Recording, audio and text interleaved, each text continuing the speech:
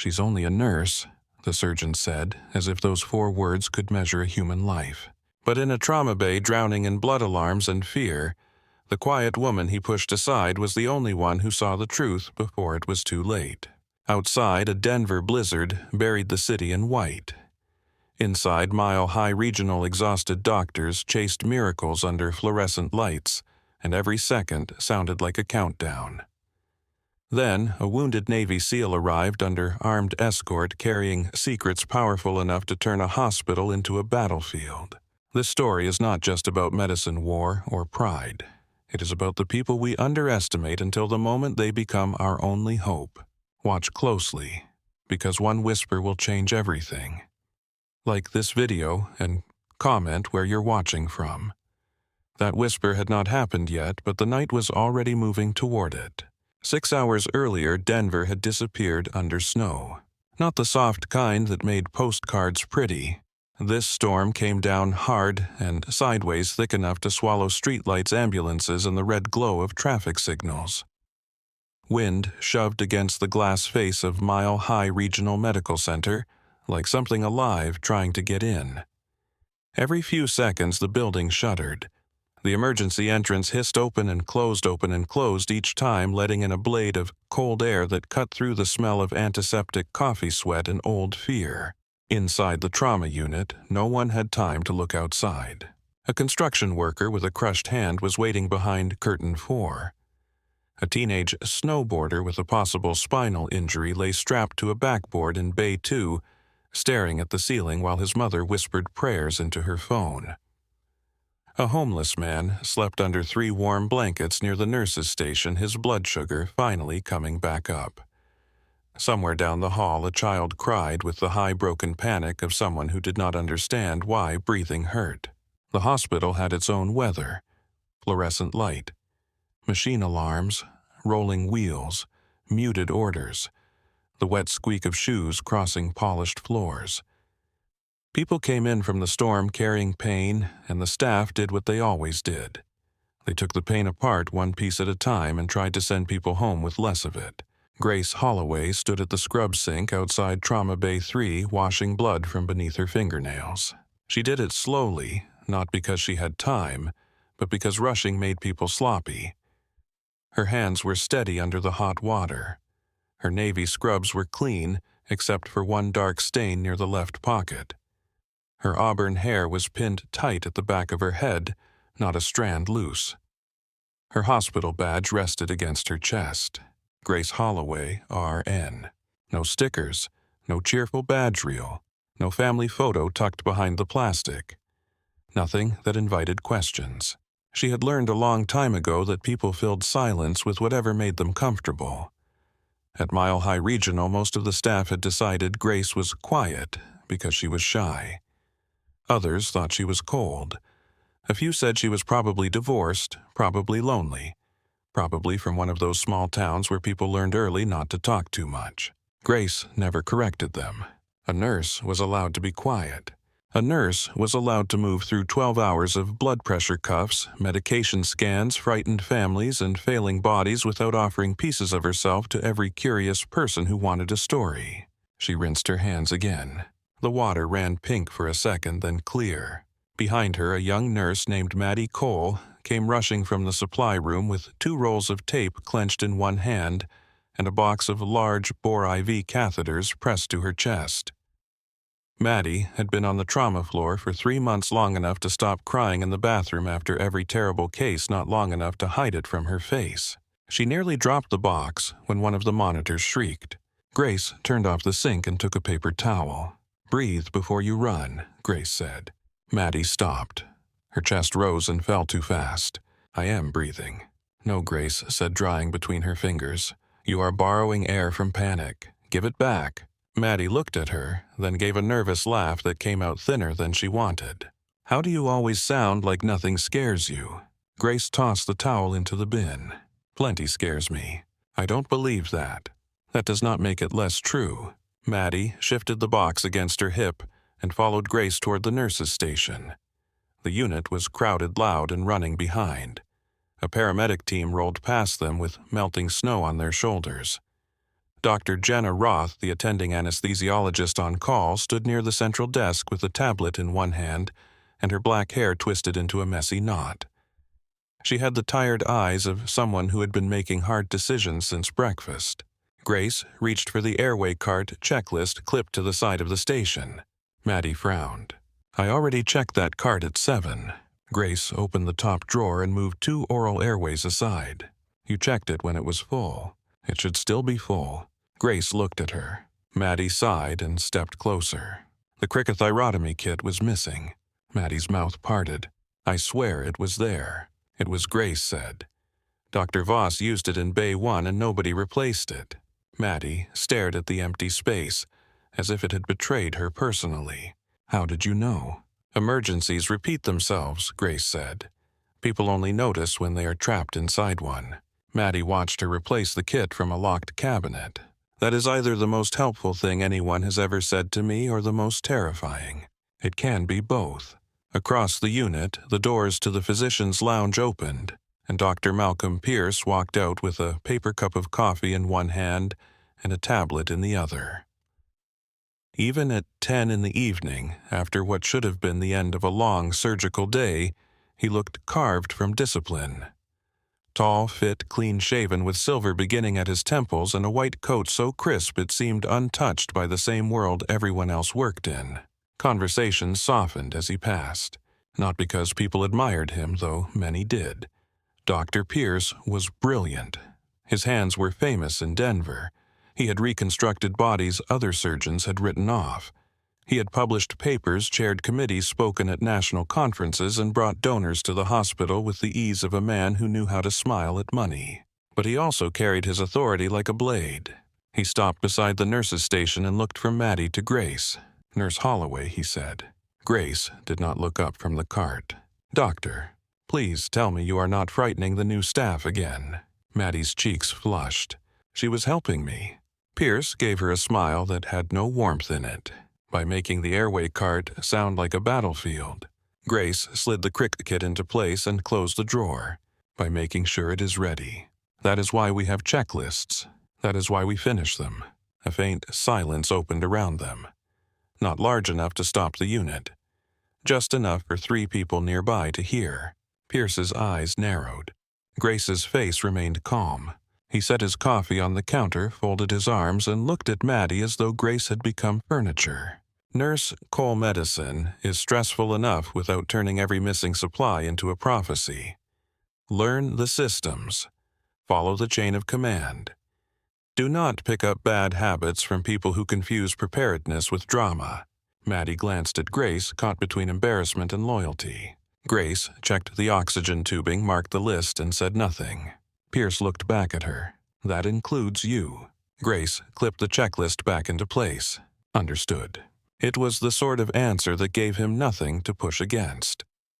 Pierce disliked that most of all. He liked fear. He liked apology. He liked visible submission because it confirmed the architecture of the hospital as he understood it. Surgeons stood at the top. Nurses carried out orders. Residents absorbed humiliation until they earned the right to distribute it. Everyone had a place. Grace always stood in hers, yet somehow made it feel chosen rather than assigned. Pierce picked up his coffee. "One day, Holloway, your confidence is going to put you in front of a decision you are not licensed to make." Grace finally met his eyes. "Then I hope someone licensed is paying attention." Dr. Roth coughed into her fist to hide a laugh. Pierce turned his head. "Something funny, Jenna?" Dr. Roth looked at her tablet. "Only the weather report. Apparently the storm has upgraded from miserable to biblical." Pierce gave Grace one more hard look, then walked toward Trauma Bay 1. Maddie released the breath she had been holding. "I cannot believe you said that to him." "I said it quietly. That does not make it safer." "It usually does." Maddie studied her for a second. "Why does he hate you?" Grace adjusted the airway cart so its wheels locked cleanly. "He does not hate me. He talks to you like you are personally ruining medicine. He talks to everyone that way. Not like that." Grace looked toward Trauma Bay 1, where Pierce was already correcting a resident's suture technique with surgical cruelty. Some people need the room to know they are the smartest person in it, she said. It gets tiring for them when the room refuses to applaud. Maddie smiled despite herself. Then the lights flickered. Once. The sound in the unit changed before anyone spoke. It was subtle, a tightening. Heads lifted. Hands paused. Storm nights did that. They made every system feel temporary. A security guard near the ambulance entrance spoke into his radio. The doors opened again, and 2 paramedics pushed in an elderly woman with a respiratory mask fogging over her face. Snow swirled behind them white and wild before the doors sealed it out. The overhead speaker cracked. For half a second, it was only static. Then a voice cut through. Code Black. Incoming federal trauma. Estimated arrival 4 minutes. Trauma Bay 3. Security lockdown protocol. The unit stopped pretending it was ordinary. Dr. Roth lowered her tablet. Federal trauma. Maddie looked at Grace. What does Code Black mean? Grace was already moving. It means clear the hall. I have never heard it called before. Most hospitals never do. Dr. Roth crossed toward them. Grace. Grace opened the lower drawer of the trauma cart and pulled out 2 pressure bags. 2 rapid infusers, she said to Maddie. Warm blood. Type O until the lab catches up. Tell blood bank to wake up whoever they have sleeping. Maddie blinked. Did Dr. Pierce order that? Grace looked at her. Do it now. Maddie ran. Dr. Roth stepped closer, her voice low. What are you thinking? Grace glanced toward the ambulance bay doors, then the ceiling cameras, then the south corridor that led to the service elevators. Federal trauma under lockdown during a blizzard means someone important is hurt. Someone dangerous is involved, or both. You say that like you have seen it before. Grace pulled extra chest tubes from the supply wall. I have seen weather make people stupid. That is not what I asked. Grace handed her a crick tray. No, it is not. Dr. Roth held her gaze for a moment. She was too smart to miss the dodge, but too experienced to chase it during a code. Across the unit, Pierce emerged from Trauma Bay 1, who called lockdown. The charge nurse, Carla Nguyen, hurried toward him with a phone pressed to one ear. Security command. They said federal escort inbound. No name yet. No name. That is what they said. Pierce's jaw tightened. This is a civilian trauma center, not a military base. Grace loaded syringes into a tray without looking at him. Tonight it may be both. Pierce heard her. Was that an opinion, Nurse Holloway? Observation. I did not ask for either. Grace continued working. The announcement repeated overhead. Code Black. Incoming federal trauma. Trauma Bay 3. Security lockdown protocol. Security shutters began lowering over the public entrance to the emergency department. 2 guards moved visitors away from the main desk. A mother holding a toddler began to protest, then stopped when she saw the look on the guard's face. The storm outside battered the glass. Inside, the hospital braced. Grace stepped into Trauma Bay 3. The room was bright, cold, and ready to become violent. She checked the suction. It roared to life. She tested the oxygen. Strong flow. She flicked her eyes across the space, not just the medical equipment, but the corners, the doorways, the glass, the narrow blind spot behind the rolling ultrasound. She told herself it was habit. She told herself a lot of things. Maddie returned with 2 units of blood in a cooler, breathing hard. Blood bank says they need a patient ID. They can have one when we have one, Grace said. They were not happy. They are warm and indoors. They can survive disappointment. Maddie almost smiled. Then a low vibration rolled through the floor. Not thunder. Rotor wash. Dr. Roth looked toward the ceiling. I thought helicopters were grounded. Grace listened. The sound grew deeper, closer, heavy enough to rattle the glass doors. That is not a medical helicopter. Pierce stepped into the trauma bay, snapping gloves onto his hands. Nobody touches my patient until I assess him. Grace arranged the instruments in the order her hands wanted them. Pierce watched her. I mean it. I heard you. Then answer me properly. Grace looked up. Yes, doctor. The answer should have satisfied him. It did not. The ambulance bay doors opened. Snow exploded inward. 4 men entered first, dressed in dark tactical gear, crusted white from the storm. Their faces were partly covered. Their helmets had no markings. Their rifles were pointed down but not relaxed. They moved with a discipline that made the crowded hospital seem suddenly fragile. Behind them came the stretcher. 2 more operators pushed it at a dead run. The man on it was enormous, strapped down, soaked in blood, and barely alive. His shirt had been cut open in the field. Combat gauze packed 3 wounds across his torso. A tourniquet dug into his right thigh. There was blood on his neck, blood in his beard, blood frozen along the edge of one ear. A ventilatory mask covered his mouth and nose, fogging weakly with each shallow breath. The lead operator shouted over the wind, "Clear the bay." Pierce stepped forward. "Get those weapons out of my ear." The operator looked at him through melting snow and dead calm. "No." Pierce stiffened. "This is my trauma unit." The operator did not blink. "This is our package." The word package landed wrong. Not patient, not soldier. Package. Grace heard it. Dr. Roth heard it. Pierce heard only the challenge. "I do not care what agency you think you work for," Pierce said. "Once he crosses that threshold, he is under my authority." The operator leaned closer. "Then keep him alive." The stretcher slammed into position in the center of Trauma Bay 3. Grace moved to the patient's right side.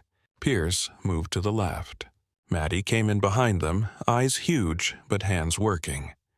Dr. Roth took the airway position at the head of the bed. Carla called out from the foot. "Male approximate age." 38, the operator said. "Name." "No name." Pierce cut him a look. "I need an identification." "You need a pulse." Grace placed 2 fingers against the patient's neck. Fast, weak, thready. The monitor leads went on. Numbers climbed onto the screen and began to fall almost immediately. Heart rate 142. Blood pressure 70/40. Oxygen saturation 86, then 84. Grace's eyes moved across the patient's chest. The bruising was massive, right side worse than left. The chest wall rose unevenly. The neck veins were full despite the blood loss. His trachea sat wrong by a small amount, the kind of wrong that killed people while committees were still deciding what to call it. Pierce cut through the flank bandage and cursed under his breath. Deep wound. Possible liver involvement. Massive hemorrhage. "Get me central access and prep for thoracotomy if he crashes." Dr. Roth adjusted the mask. "He is fighting the airway." "Then tube him." "I need suction." Grace already had it in her hand. Dr. Roth took it without looking. "Thank you." Pierce pressed gauze into the flank wound. 2 large bore lines. Rapid transfusion. Who has the ultrasound? Maddie reached for it. Grace looked at the patient's face. There was a scar through his right eyebrow. Old, clean, not surgical, a field scar. His wrist shifted beneath the blood-soaked strap. There, half hidden near the pulse point, was a black trident tattoo, no larger than a coin. Grace's body did not react. Inside, something cold opened its eyes. The lead operator watched her watching the tattoo. His hand moved slightly closer to his weapon. Grace pretended not to notice. Pierce snapped his fingers. "Holloway. Central line kit. Now." Grace did not move immediately. She was looking at the patient's throat. Dr. Roth followed her gaze. "The oxygen saturation dropped to 81, Malcolm," Dr. Roth said. Pierce did not look up. "I know," Grace spoke quietly. "He has tension building on the right." Pierce's head turned. "What?" "His trachea is shifting. Breath sounds are absent on the right. Saturation is falling faster than blood loss explains." Pierce stared at her as if she had spoken out of turn at a funeral. "He is exsanguinating. He is suffocating. The flank wound is the priority. It is one priority." Pierce's eyes hardened. "Get the kit." Maddie froze beside the ultrasound. Dr. Roth said nothing, but her eyes stayed on the monitor. Oxygen saturation 78. The patient's fingers curled. Grace saw it. A reflex, maybe. Or a man trying to claw his way back from somewhere dark. Pierce's voice sharpened. "Nurse Holloway." Grace picked up the central line kit and placed it on the tray beside him. "Yes, doctor." He took it, satisfied that the room had returned to its proper shape. Grace turned her attention back to the patient. The shape was already breaking. Outside Trauma Bay. The tactical operators formed a wall at the glass. No one in the ER liked it, but no one challenged them again. Snow melted from their armor and pooled on the floor. Their radios whispered with coded fragments too soft for most ears. Grace caught only pieces. South route closed. No civilian relay. Signal burned. One operator glanced toward the ambulance doors every 5 seconds. Another kept watching the ceiling camera, not guarding from curiosity, guarding from pursuit. Grace felt the old map unfold in her head against her will. Entrances, exits, angles, time, the distance from the trauma bay to the stairwell, the weak point in the security shutters, the number of civilians between this patient and the nearest hardened room. She hated how quickly it came back. She had spent 3 years teaching herself to think in medication doses, wound dressings, shift schedules, and discharge instructions. She knew which vending machine ate dollar bills. She knew that Carla's son played hockey. She knew Maddie hid protein bars in the bottom drawer because she forgot to eat when the unit got busy. Normal life was built from small, breakable things. The man on the stretcher had brought another world in with him. Pierce opened the central line kit. Dr. Roth leaned over the patient with the laryngoscope. Grace suction. Grace passed it. The patient gagged weakly. Blood bubbled at his lips. Dr. Roth worked fast. Chords visualized. The monitor alarm sharpened. Oxygen saturation 74. Maddie whispered, "That is bad." Grace did not take her eyes off the chest. "Yes." Pierce inserted the line with practice speed, jaw, tight hands confident. "Once we have access, we move." Grace's voice stayed low. "He may not survive that long." Pierce did not look at her. "I am not debating medicine with a nurse during a trauma." The lead operator at the glass shifted hearing enough. Grace kept her face still. Dr. Roth secured the tube. Tube in, bagging now. She squeezed the bag. The patient's chest barely rose. Only the left side moved. Dr. Roth's eyes flicked to Grace. Pierce saw the look and hated it. "Do not encourage her." The blood pressure dropped. 62/38. Then the rhythm stuttered. For 1 second, the room felt as if it had inhaled and forgotten how to release. Grace reached toward the decompression tray. Pierce's hand shot out and caught her wrist. Hard. "Do not." The room went silent around the alarms. Grace looked at his hand on her, then at his face. Her voice was very soft. "Let go." Pierce leaned closer. "You are not in charge here." The monitor wailed. The rhythm collapsed into chaos. Dr. Roth shouted, "He is losing pulses." Maddie's face drained of color. Carla called for the code card even though it was already there. Pierce released Grace and turned toward the patient's chest. "Start compressions." Grace did not move to the foot of the bed.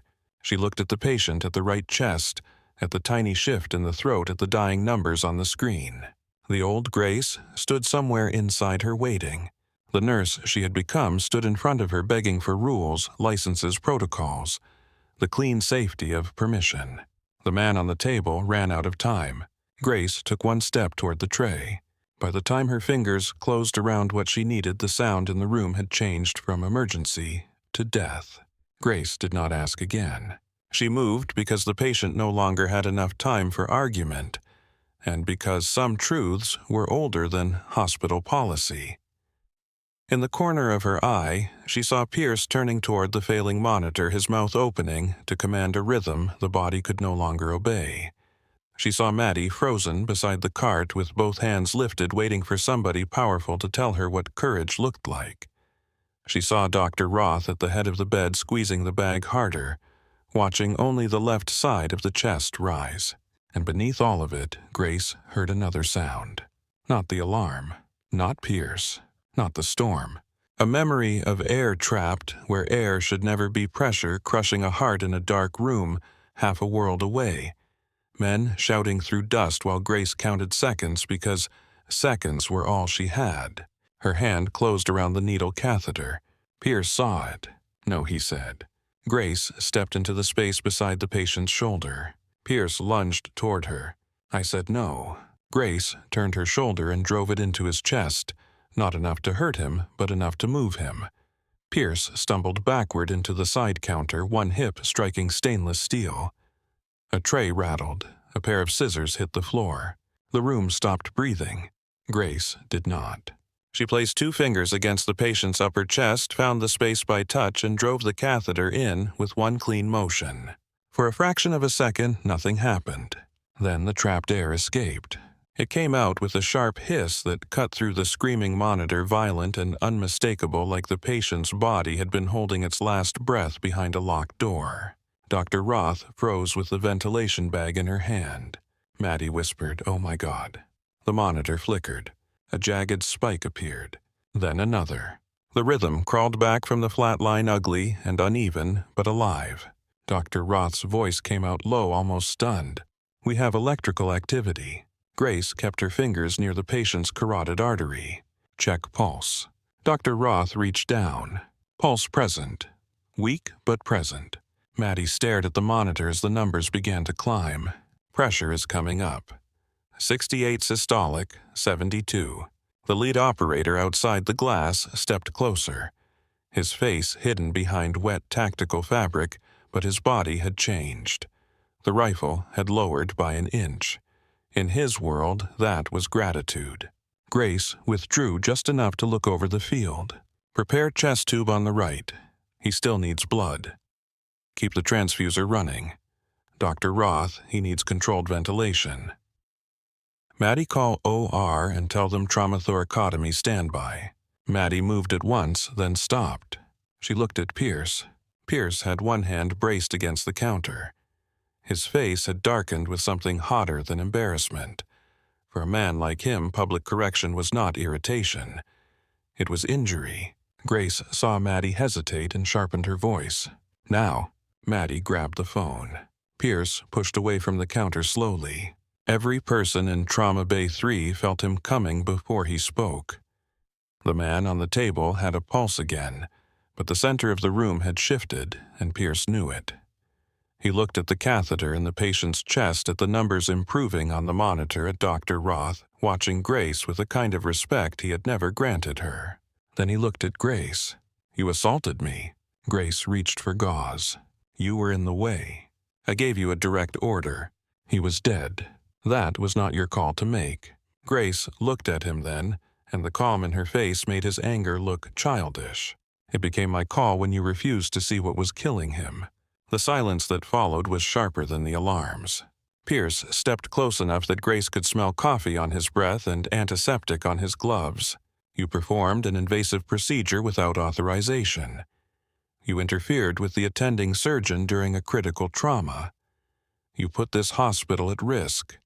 You put my license at risk."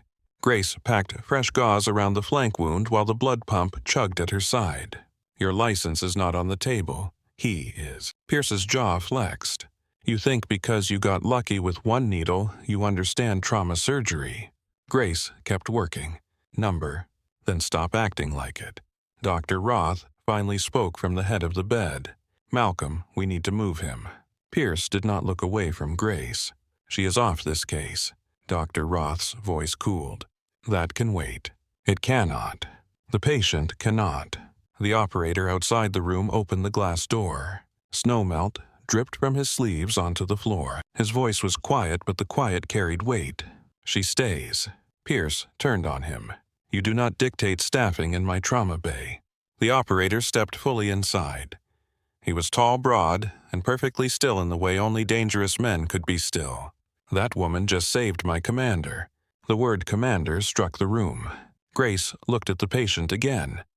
The trident tattoo, the field dressings, the no-name escort, the way the operators guarded every door as if the walls could open and swallow them. Pierce heard only another challenge to his authority. "I do not care if he is the Secretary of Defense. This is a hospital, and I am the chief of trauma surgery." The operator's eyes narrowed behind the balaclava. "Then act like it." For 1 second, Grace thought Pierce might throw him out. He had enough rage in him to try. But the monitor beeped again, weak and insistent, and the patient coughed against the tube, blood bubbling at the corner of his mouth. The body forced them back into medicine. Pierce snapped his hand out. Chest tube tray. Grace already had it open. His eyes flashed. She stepped back and let him take position. That was the part people misunderstood about Grace. She had no desire to lead rooms full of civilians. She did not want applause. She did not want power. She wanted the patient alive and the room functional. If Pierce could do the work, she would let him do it. He made the incision with quick precision. The tube entered the chest cavity, and a rush of blood and air spilled through the tubing into the collection chamber. The patient's oxygen saturation crawled upward. 82, 85, 88. Dr. Roth adjusted the ventilator with steady hands. He is responding. Pierce said nothing. Grace secured the tube while Maddie hung another unit of blood. The patient's skin was still gray, but not as gray. The pulse under Grace's fingers no longer felt like thread about to snap. The flank wound continued to bleed deep and dark, and every minute outside an operating room was a minute stolen from whatever luck remained. Carla appeared at the door. Or one is ready. Pierce straightened. Move. The room erupted into motion. Maddie unlocked the stretcher. Dr. Roth kept control of the airway. Grace gathered the bloodlines, checked the tubing, cleared the path around the monitor leads. The tactical operators formed a moving wall outside the door. As they pushed the stretcher into the corridor, the ER seemed to bend around them. Patients watched from behind curtains. Nurses stopped mid-task. Security guards stood with hands near radios and no idea what they were supposed to do if the armed men decided not to listen. The storm battered the ambulance entrance behind them. Grace walked on the patient's right side, one hand on the rail, one hand holding the bloodline high enough to prevent tension. Pierce walked opposite her, rigid with fury, but his eyes stayed on the patient now. That at least was useful. Halfway to the elevator, the patient's rhythm slipped again. Dr. Roth called it out. Runs of VTAC. Pierce looked at the monitor. Push calcium. Check potassium. Keep the blood moving. Grace reached for the medication pouch attached to the transport kit. Pierce saw her hand. I will give the orders. Grace paused, vial in hand. His pride was still bleeding all over the corridor. Dr. Roth looked between them with open disbelief. Pierce glared. Calcium, now. Grace drew it up and pushed it through the line. The rhythm steadied. No one said anything. The service elevator opened, and the operators cleared it before the stretcher rolled in. One of them stepped inside, first swept the corners as if an elevator could contain an ambush, then nodded. Grace noticed. She noticed too much. The ride to the surgical floor lasted less than a minute. It felt longer. The elevator hummed upward through the hospital's bones, while the patient's blood flowed through plastic tubing, warm and red under the harsh light. The lead operator stood facing the doors with his rifle low. Another watched the ceiling panel. Nobody used their phones. Nobody asked about prognosis. Grace looked at the patient's face. Under the blood and swelling, there was something familiar about him. Not his features. The set of him. The refusal in his jaw even while unconscious. Men like him did not surrender easily. Sometimes that helped them live. Sometimes it made them die harder. His hand twitched against the restraint. Grace's eyes dropped.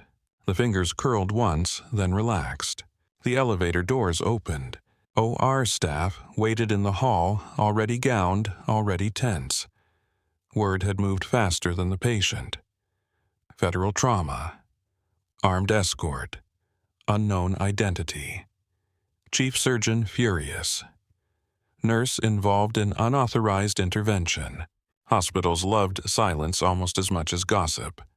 They practiced one while feeding the other. Pierce took control at the OR doors. Roth airway with me. Holloway hand off to surgical staff and leave. Grace checked the blood tubing one last time. The right chest tube is still bubbling. Output is rising. I can read a chamber. His pressure drops when you turn left. Keep him flat until transfer. Pierce leaned in, voice low enough that only she could hear. You do not get to humiliate me and then continue giving instructions. Grace looked through the OR doors at the patient on the table. I did not humiliate you. Number.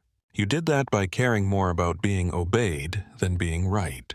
For a moment, something dangerous flickered behind Pierce's eyes. Then Dr. Roth said Malcolm. The surgical team took the stretcher. Grace released the rail.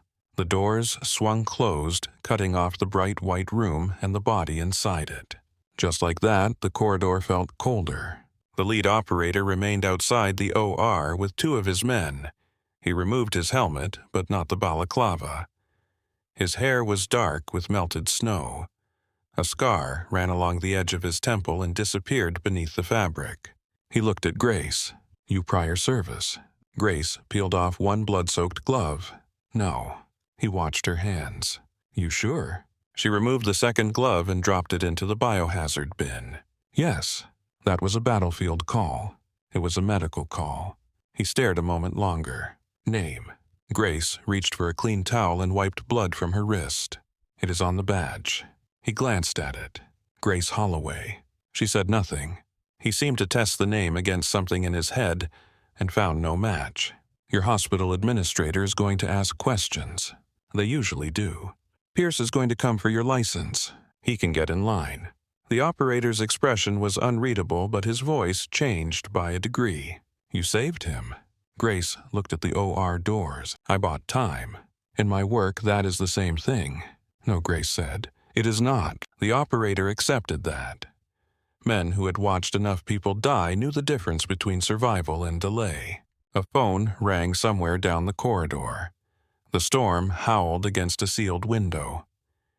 Inside shadows moved behind frosted glass.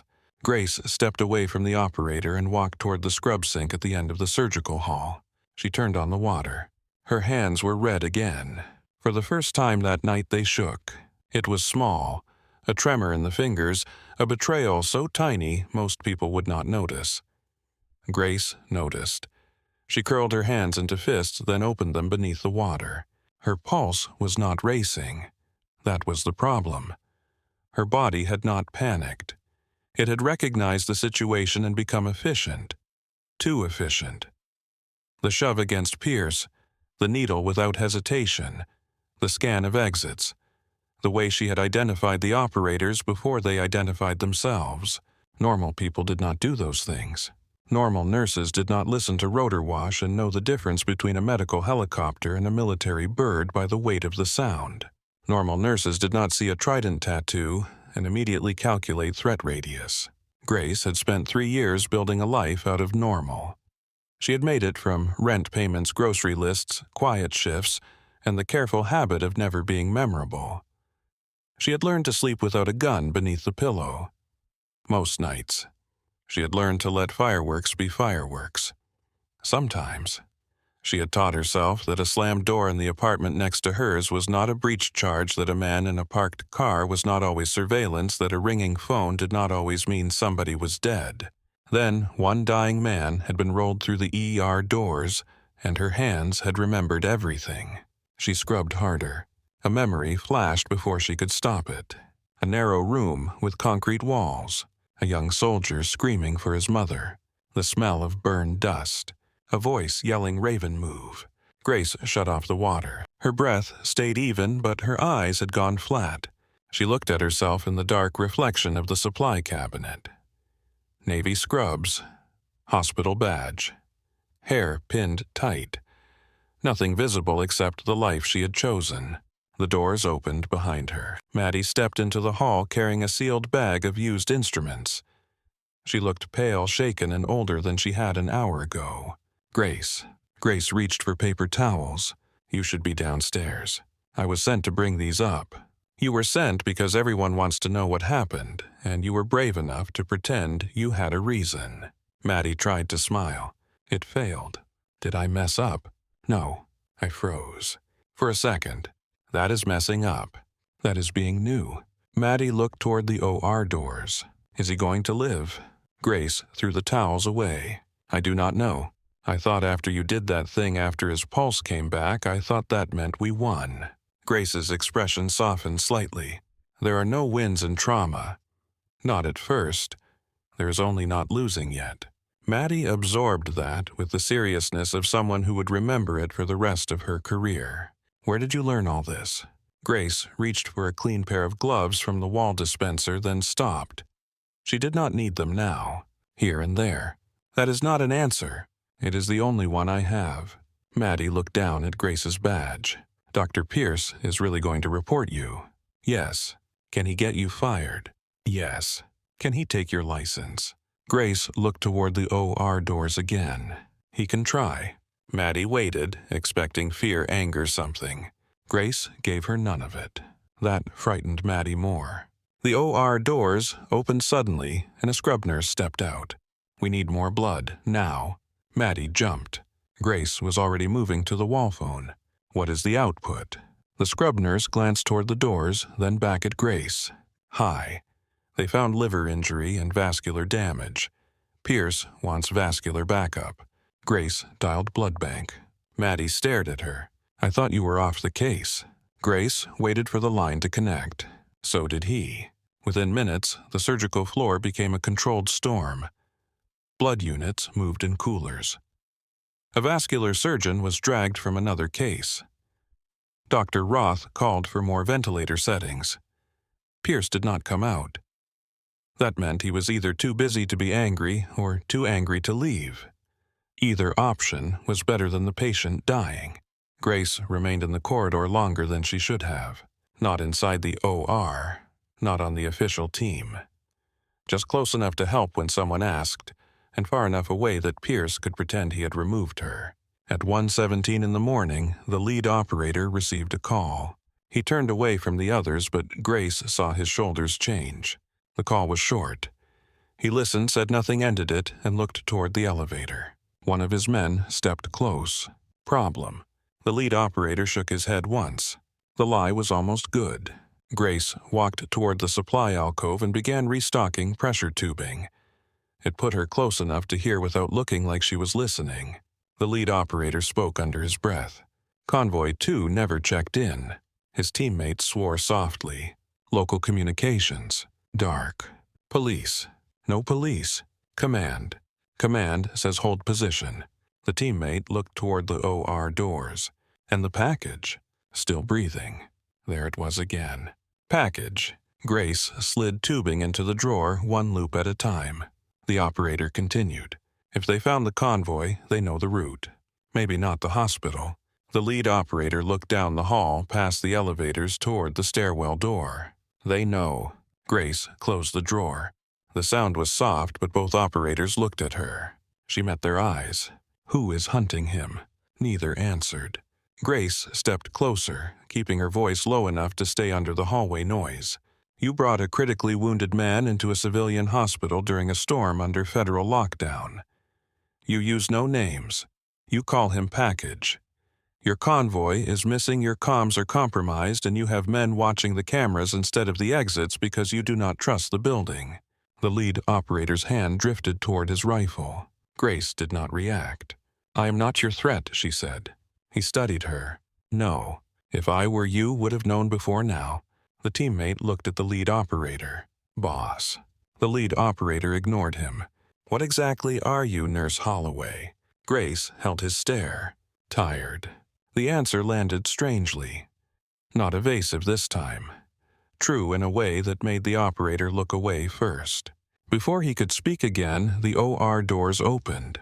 Pierce stepped out in a surgical gown, stained dark across the front. His mask hung loose. His eyes were bloodshot, but the fury had been replaced by surgical focus. He is alive, he said. The operators straightened. Pierce pulled off his gloves and threw them into the bin. For now. Liver packed. Vascular repair held. Chest tube functioning. He's going to ICU under full support. If anyone moves him without my approval, they will kill him. The lead operator nodded once. Pierce looked at Grace. His expression hardened again as if remembering he still hated her. You. Grace waited. My office, now. Dr. Roth emerged behind him and removed her cap. Malcolm, not now. Yes, now. The patient needs ICU transfer. Surgical team can handle transfer. Grace spoke evenly. What do you need from me, doctor? Pierce stepped closer. I need you to understand that heroics do not exempt you from consequences. Grace looked past him at the OR doors, where nurses were preparing to roll the patient out. Consequences are not new to me. No, but accountability seems to be. Dr. Roth's voice sharpened. She saved him. Pierce turned. She violated scope. She made the right diagnosis. She got lucky. Grace looked at him then, and whatever restraint had held the last hour together thinned. Luck did not move his trachea. Luck did not drop his oxygen saturation. Luck did not collapse his lung. You missed it because the blood was louder than the air. Pierce's face went still. The operators heard every word. So did Maddie, standing near the elevator with a cooler in both hands. Pierce lowered his voice. You are suspended pending review. Dr. Roth stepped forward. Malcolm. No, she is done. I will not have a nurse making unauthorized procedural decisions because she thinks calmness is competence. Grace nodded once. All right. That surprised him. All right. Yes. No argument. Grace looked through the OR doors as the patient was rolled out pale, but alive beneath tubes, drains, and machines. He has a pulse. That was my argument. Pierce's mouth tightened. I want her out of my ICU.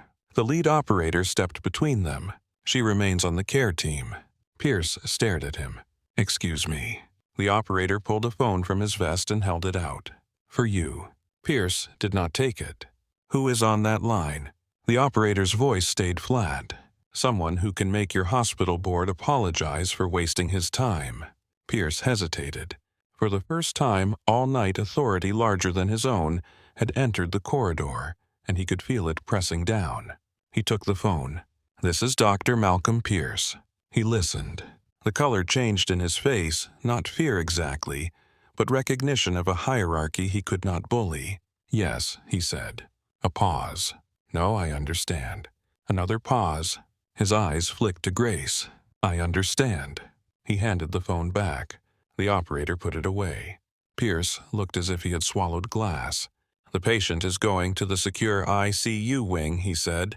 Nurse Holloway will assist with transfer. Grace did not smile. Dr. Roth did faintly. Maddie looked like she wanted to cheer and was wise enough not to. The transfer began at 2:03 in the morning.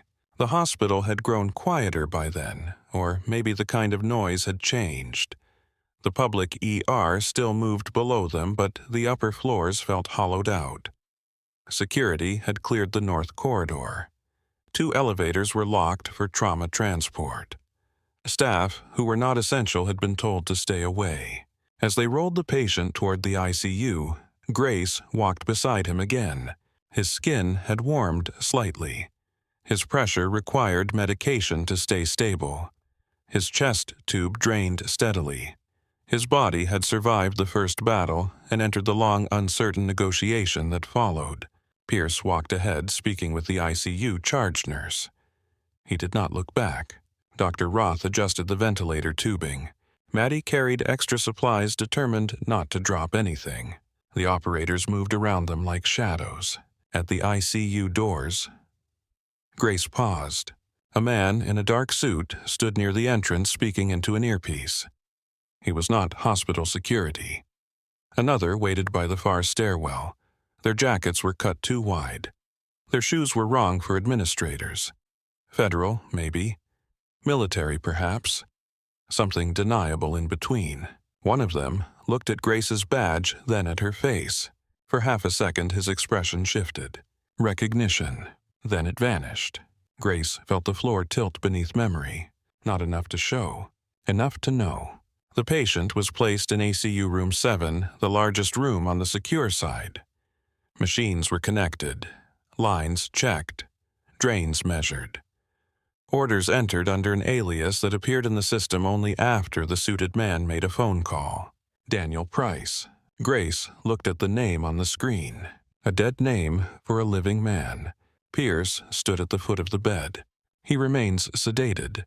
No visitors except approved federal personnel. No one changes medication without my order. No one enters without logging it. His eyes landed on Grace. No one improvises. Grace checked the infusion pump. Understood. Pierce left the room. Dr. Roth lingered. "You all right?" Grace secured a line with fresh tape. "Yes. You know most people who say that after shoving the chief of trauma and saving a mystery soldier are lying." Grace looked at her. "I am aware." Dr. Roth studied her face. "Grace, I have worked trauma for 15 years. I have seen military nurses, flight medics, combat surgeons, disaster teams. What you did downstairs was not just experience." Grace smoothed the tape over the patient's arm. "No." Dr. Roth waited. Grace did not give her more. Finally, Roth nodded, not accepting it, but respecting the locked door. "Get some rest when you can." Grace looked at the unconscious man in the bed. "I will." Dr. Roth left. The room settled into mechanical rhythm. Ventilator breath. Monitor beep. Infusion pump click. Outside the window, snow continued falling over Denver, covering roads, rooftops, and whatever tracks the night had left behind. Grace stood alone beside the patient. The alias on the screen glowed blue. Daniel Price. She looked at his face again, trying to pull memory from swelling and blood and shadow. Nothing clear came. Only fragments. The tattoo, the scars, the way the operators guarded him, the way one suited man almost recognized her. She leaned closer and checked his pupils. Still sedated, still buried deep. But when she touched his wrist to check the arterial line, his fingers moved. Not random this time. They closed weakly around hers. Grace went still. The grip lasted only a second. Then his hand fell open again. A reflex any nurse would say. A dying nervous system throwing sparks any doctor would say. Grace knew better. Somewhere under the drugs, under the blood loss, under the damage, the man was fighting his way back. Outside the room, one of the suited guards spoke softly into his radio. Grace heard the words through the glass. "Asset secured." Another pause. Then his reply. "No confirmed breach." Grace turned her head. No confirmed breach. Not no threat. Not all clear. She looked at the ICU doors, the stairwell, the camera dome in the corner, the sleeping city behind the storm. The man in the bed had survived the operating table. That meant whoever wanted him dead had failed once. Grace had seen enough of that world to know failure rarely made men stop. It made them hurry. It made them hurry. Grace had learned that lesson in places where no one wrote reports and no one used real names. A failed ambush did not end a mission. A missed bullet did not end a hunt. If the target was still breathing, the men behind the attack simply changed the clock. They moved faster. They got careless. And careless men killed civilians. 48 hours passed before the hospital began pretending the night had never happened. The snow stopped before sunrise, leaving Denver under a hard white silence. Plows moved through the streets in slow yellow lines. News vans gathered near the emergency entrance chasing rumors about a lockdown, but the hospital released nothing beyond a short statement about weather-related security measures. By noon, visitors were allowed back through the main lobby. By evening, coffee burned in the same pots, stretchers lined the same halls, and the ER returned to its usual rhythm of broken bones, chest pain, intoxication, and grief. But the fourth floor was different. The East ICU wing had been quietly cleared. 2 post-operative patients were transferred across the building. A cardiac patient was moved downstairs with a vague explanation about maintenance. The hallway cameras were replaced by men who did not wear hospital badges. The elevator required a coded access card no nurse had ever seen before. Room 7 remained sealed behind thick glass guarded by 2 men in dark suits who pretended to read magazines. Grace did not believe either of them had turned a page in 6 hours. The patient inside the room was still listed as Daniel Price. He had no visitors, no family, no emergency contact, no insurance record that made sense. His chart had been scrubbed so clean it looked artificial. The electronic notes contained only enough information to keep him alive and not a word more. Male 38. Post-thoracotomy. Multiple gunshot wounds. Status critical but stable. Grace stood outside room 7 at 3:12 in the morning with a medication tray in both hands. The hospital was always strange at that hour. Not quiet, never quiet, but stripped down to its bones. Day shift energy was gone. Night shift humor had gone thin. The lights seemed harsher, every monitor sounded louder. Even the walls looked tired. One of the suited guards watched her approach. "Badge," he said. Grace lifted it without slowing. He looked at the name. Grace Holloway, RN. His eyes rose to her face. For a second, she saw the same flicker she had noticed on the first night. Recognition, trying to become memory. Then he stepped aside. 5 minutes. Grace looked through the glass at the patient. He has 3 titrated infusions, a ventilator, 2 chest tubes, a surgical drain, and a fever that keeps trying to become a problem. The guard stared. Grace held his gaze. "I will take as long as the patient requires." The second guard shifted his weight, amused despite himself. The first guard opened the door. Grace entered. The room smelled of plastic tubing, antiseptic, warm electronics, and human damage. The ventilator breathed for Caleb Stone with a steady mechanical sigh. His face was bruised yellow and purple beneath dark stubble. A cut above his eyebrow had been closed with small, precise sutures. His chest was bandaged beneath layers of gauze and clear dressings. Tubes ran from his body into plastic chambers that marked the slow drainage of blood and fluid. He looked less like a soldier now. That made him more dangerous to look at. People were easy to turn into symbols when they arrived, covered in armor and blood. Harder when they lay still beneath hospital blankets, pale and swollen with cracked lips and tape burns on their skin. Grace set the tray down and checked the pumps. Propofol low, fentanyl stable, norepinephrine reduced, antibiotics running. She adjusted the blanket near his shoulder and saw the old scar beneath his collarbone again. Not the new wound, not the surgical line. This scar was older, wide at one end and pale against the skin. Shrapnel, most likely. Removed fast, maybe under poor light. Whoever closed it had been skilled but rushed. Grace touched the edge of the dressing near it, and a memory rose before she could push it down. A room with no windows. A generator choking outside. Caleb, Stone younger by 6 years, shirt cut open, blood running down his ribs while he grinned through his teeth because 2 of his men were watching. "Raven," he had said then, voice shaking from pain. "Tell me you have done this before." Grace had leaned over him with a clamp in one hand and a flashlight between her teeth. "Do you want the truth or comfort?"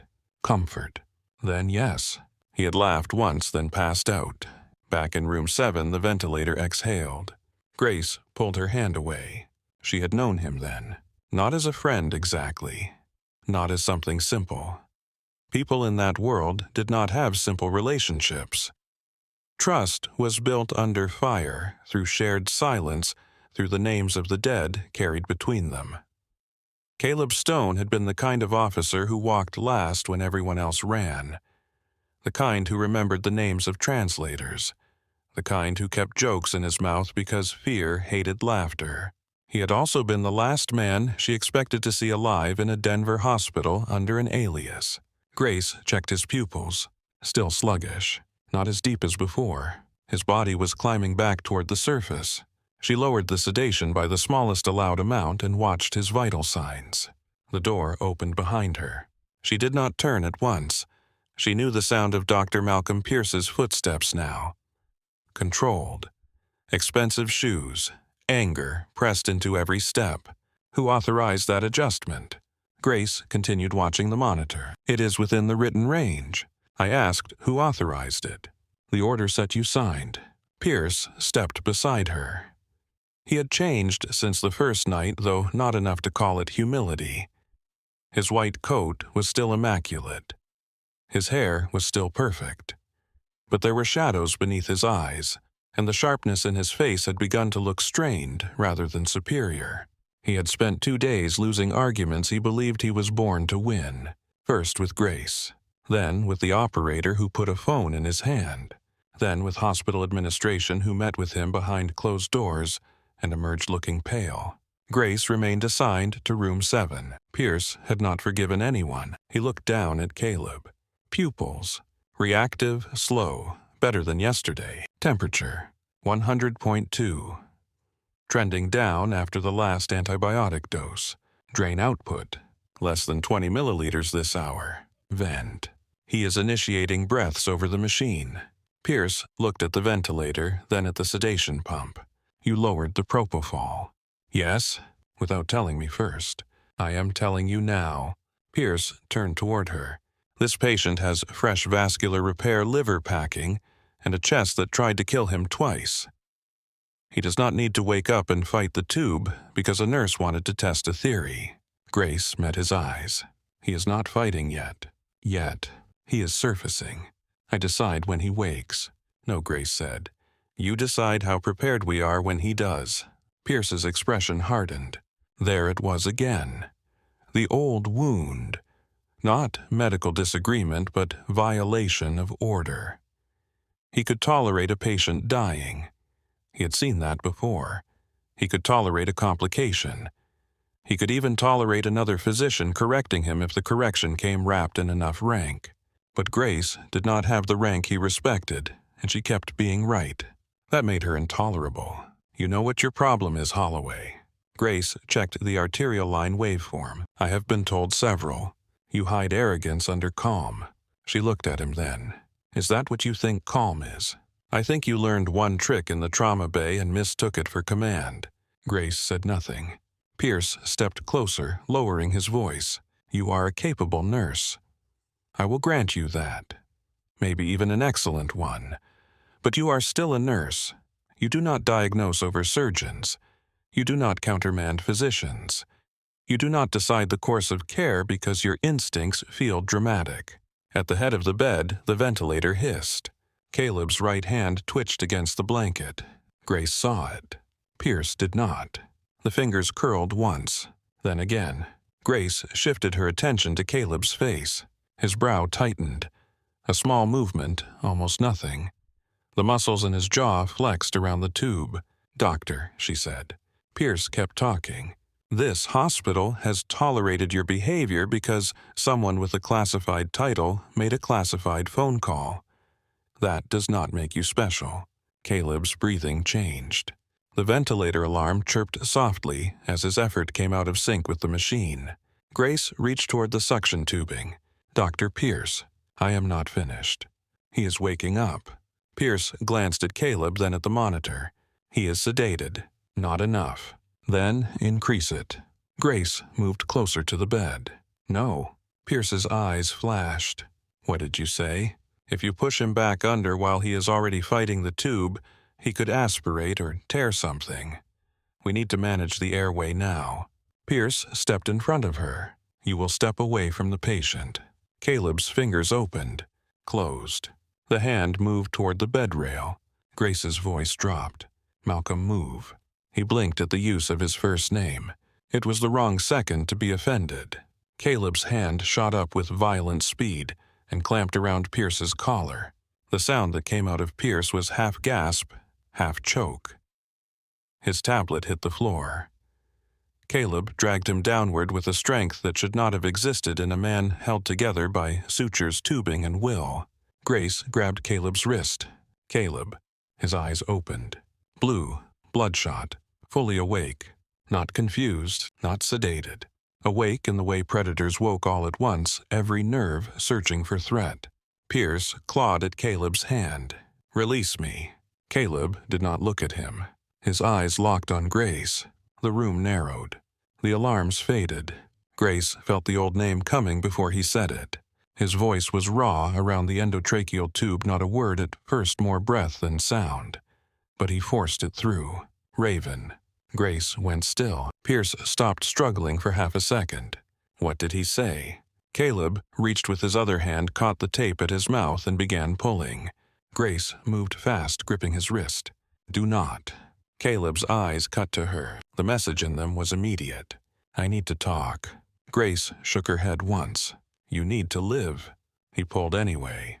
The tape tore loose. The tube shifted. Caleb gagged hard, his body arching, pain tearing through him. Pierce stumbled backward as Caleb released his collar.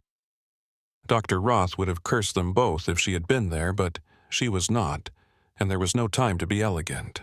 Grace took control of the tube, supported the airway, and guided the extubation before Caleb could damage himself further.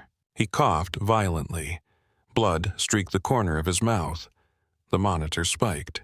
Pierce backed against the supply cabinet, clutching his collar. "Are you insane?" Grace reached for oxygen. "Do not talk. To me. To anyone." She placed the mask over Caleb's mouth and nose. "Slow breaths. Do not fight me." Caleb inhaled through pain. His eyes stayed on her. "Grace." The sound of her real name in his voice cut deeper than the call sign. She adjusted the mask. "You should not be awake. You should not be alive. Fair." He tried to laugh and paid for it immediately. His face tightened. His hand went toward his chest, but Grace caught it and moved it away. "You pull anything open, I will sedate you myself." Caleb breathed through the mask, eyes flicking toward Pierce. "Who is he?" Grace glanced back. "Chief Trauma Surgeon." Caleb looked him over with exhausted contempt. "That explains the tie." Pierce stared at them both. "You two know each other." Caleb's eyes returned to Grace. 6 years, not a word. Grace checked the oxygen saturation. "You were not supposed to look. You were dead."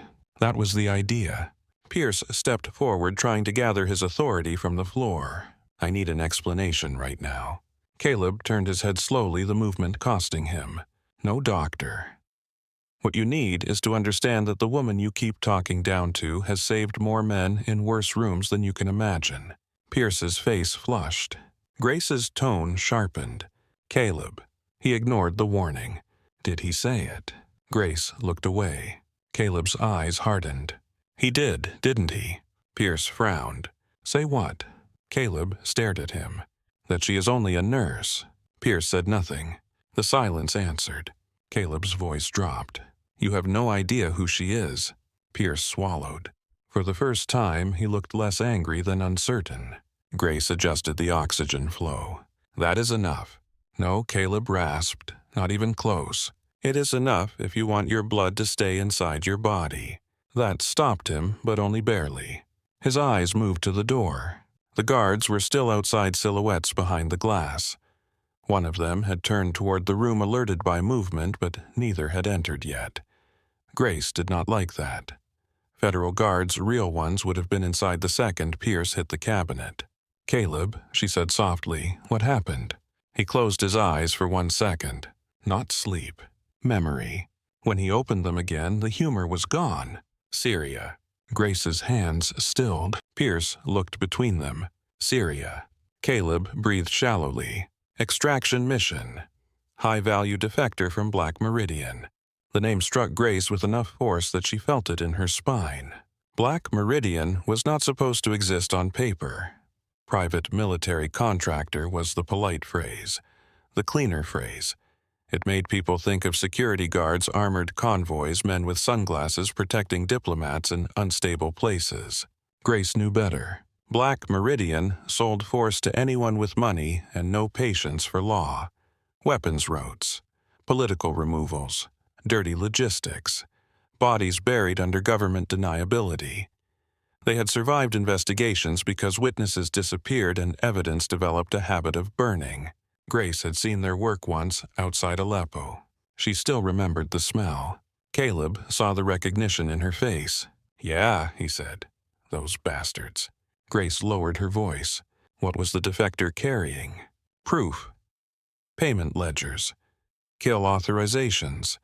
Names tied to operations in Ukraine, Libya, Syria, and here. Pierce looked physically lost. Here, as in the United States. Caleb's eyes shifted to him. "Yes, doctor, that is what here usually means." Grace stepped closer. "Who sent you?" Caleb hesitated. That hesitation told her more than the answer would. "Joint tasking," he said. "CIA. Partly. DOD. Partly. Who else?" His silence deepened. Grace leaned in. "Caleb." He exhaled through pain. "That is the problem. We do not know any more." The room seemed to cool. Grace looked toward the glass again. The guards were gone. Both chairs outside the room were empty. Her body registered it before her mind gave it language. Caleb followed her gaze. His expression changed. "They found me." Grace reached for the wall phone. The line was dead. Pierce saw the empty hallway at last. Where are the guards? Grace moved to the door and looked through the narrow window into the corridor. The lights were normal. The nurse's station beyond the secure doors sat empty. A telemetry monitor glowed at the desk with no one beside it. Too empty. Hospitals at night were never empty. Caleb spoke behind her. The team was hit before we reached the landing zone. They knew our route. They knew our authentication window. They knew the extraction phrase. Grace turned back. Leak. High level. Your men. Dead. The word entered the room and stayed there. Caleb looked at the ceiling, jaw tight. All but me. For a moment, Grace saw him not as the wounded commander in the bed, but as the man who had carried names in his mouth like prayers. He would remember every one. Their calls, their faces, the last thing each said. Men like Caleb survived by refusing to let the dead vanish. Grace softened for half a second. I'm sorry. He looked at her. You always were. Pierce's voice cut in smaller than before. What evidence? Caleb's hand moved weakly toward his chest. Grace caught the motion. Where is it? He gave her a grim look. You will hate the answer. I already do. Swallow safe capsule. Encrypted micro SD inside. Pierce stared. You swallowed evidence. Caleb coughed and winced. Seemed less stupid at the time. Grace checked his abdomen with her eyes, calculating without touching. When? Before exfil, maybe 50 hours. Any pain. Everything hurts. Specific pain. No. Good. Pierce looked horrified. That needs imaging. Endoscopy. Surgery, if it lodges. Grace looked at him. Not here. This is a hospital. This is a compromised hospital. Pierce opened his mouth, then looked at the dead phone, the empty guard chairs, and the sealed ICU door. The argument died in his throat. Caleb's voice dropped. Raven. Grace looked at him. Hearing the call sign from him again felt like a hand reaching through a grave. Do not call me that. You need to run. No, they will burn this place to get what I have. I said no. You got out. Grace's face changed. Only a little, but enough that Caleb saw it. You think I do not know that? You built something. I worked nights in a hospital, Caleb. I did not build a cathedral. You built peace. The words landed harder than they should have. Grace looked away first. Pierce watched them, something uncomfortable moving across his face. He was beginning to understand there were entire rooms inside Grace Holloway that he had never been qualified to enter. Outside, a soft chime sounded. The secure ICU access door had opened. Grace turned. A man stepped into view through the glass hallway. He wore a tailored gray suit under a dark overcoat. His hair was neat. His face was forgettable in the way professional men sometimes made themselves forgettable. He carried a leather folder in one hand and held up a badge with the other. The badge was federal. Good quality. Good enough for a tired nurse, a frightened administrator, or a surgeon desperate for order. The man smiled through the glass and opened the ICU room door. Dr. Pierce, he said, voice calm and polished. Agent Evan Marsh, Department of Justice. I need everyone to step out so I can take custody of the patient's statement. Pierce exhaled relief, crossing his face before he could hide it. Thank God. Agent, this situation is completely out of control. The patient self-extubated, this nurse has refused to follow protocol, and the federal guards assigned outside the room have disappeared. Agent Marsh nodded with practiced concern. I understand. We have additional personnel securing the floor. Grace did not look at the badge. She looked at his shoes. Black tactical soles, not dress shoes. She looked at his jacket. Too much weight on the right side. Not a standard federal holster position. She looked at his hands. No ring indentation, no pen callus, tiny abrasion near the thumb webbing. Recent weapon work. Then his eyes. That was where men told the truth even when everything else lied. Agent Marsh was not scanning the room to protect a witness. He was measuring the distance between his hand and Caleb's head. Grace moved one step left, placing herself between the bed and the door. Marsh noticed. So did Caleb. Pierce did not. Dr. Grace said. Pierce turned angrily. Not now. Get down. Agent Marsh's smile faded by 1 degree. Pierce stared at Grace. "What?" Grace did not raise her voice. "Get down!" Marsh's hand slipped beneath his jacket. The world narrowed to distance, angle, breadth, and speed. Pierce finally saw the gun. His face went white. Caleb tried to move, pain tearing across his features. Grace was already moving. Agent Marsh drew from beneath his coat smooth and fast, but not faster than the warning her body had felt before her mind finished naming it. The first shot cracked through the ICU room and shattered the glass cabinet behind her. Medication vials burst across the wall. Clear liquid sprayed into the air like rain. Pierce dropped flat with a strangled cry. Caleb tried to rise from the bed, but his body betrayed him. Pain folded him backward, and the monitor screamed as his pulse spiked. Grace did not run from the gun. She ran inside its reach. Marsh tried to correct his aim, but Grace hit the rolling supply cart with her hip and sent it hard into his legs. Steel struck bone. The cart twisted under him. His second shot went high, punching a black hole through the ceiling tile. Grace closed the last step. Her left hand caught his wrist and drove the muzzle away from Caleb. Her right elbow smashed into his ribs. Marsh grunted, but he was trained. He shifted with the blow, trapped her sleeve, and drove his knee toward her stomach. Grace turned just enough that the strike caught her hip instead of her center. Pain flashed white down her leg. She did not show it. Marsh tried to bring the weapon back. Grace twisted his wrist until the gun angled toward the floor. He fought her with hard, compact strength. This was no frightened imposter. He knew how to move in small rooms. He knew how to kill where furniture, tubing, and civilians narrowed every choice.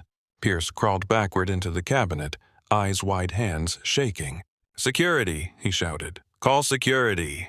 "The phone is dead," Grace said through clenched teeth. Marsh drove his forehead toward her face. She shifted. The strike grazed her cheek, splitting skin near the bone. Warm blood slid toward her jaw. For a moment, their faces were close enough that she could smell mint gum and gun oil. Marsh smiled. "Raven." Grace's eyes changed. The name gave him away more completely than the weapon did. He used her surprise to shove her into the foot of Caleb's bed. Tubing jerked. The ventilator line tugged. Caleb sucked in a ragged breath through the oxygen mask and reached for the bed rail with one trembling hand. "Grace," he rasped. Marsh stepped sideways, aiming past her at Caleb. Grace grabbed the first thing under her hand, a metal basin, and flung it at his face. He blinked. That was enough. She slammed into him low, driving him backward through the half-open door and into the hall. They hit the opposite wall hard. The gun fired once into the floor. A tile exploded near Grace's shoe. She trapped his arm against the wall and drove her palm into his throat. Marsh choked, but his other hand appeared with a short blade. Grace saw the flash. She pulled back too late. The blade cut across her upper arm, shallow but hot. She caught his sleeve, turned with him, and drove his knife hand into the doorframe until the blade dropped. Then she hooked her foot behind his ankle and put all her weight through his balance. They went down together. Marsh landed hard on his back. Grace landed on top of him, one knee on his wrist, one hand on his collar. He tried to buck her off. She struck him once across the jaw. His head snapped sideways. The gun clattered against the baseboard.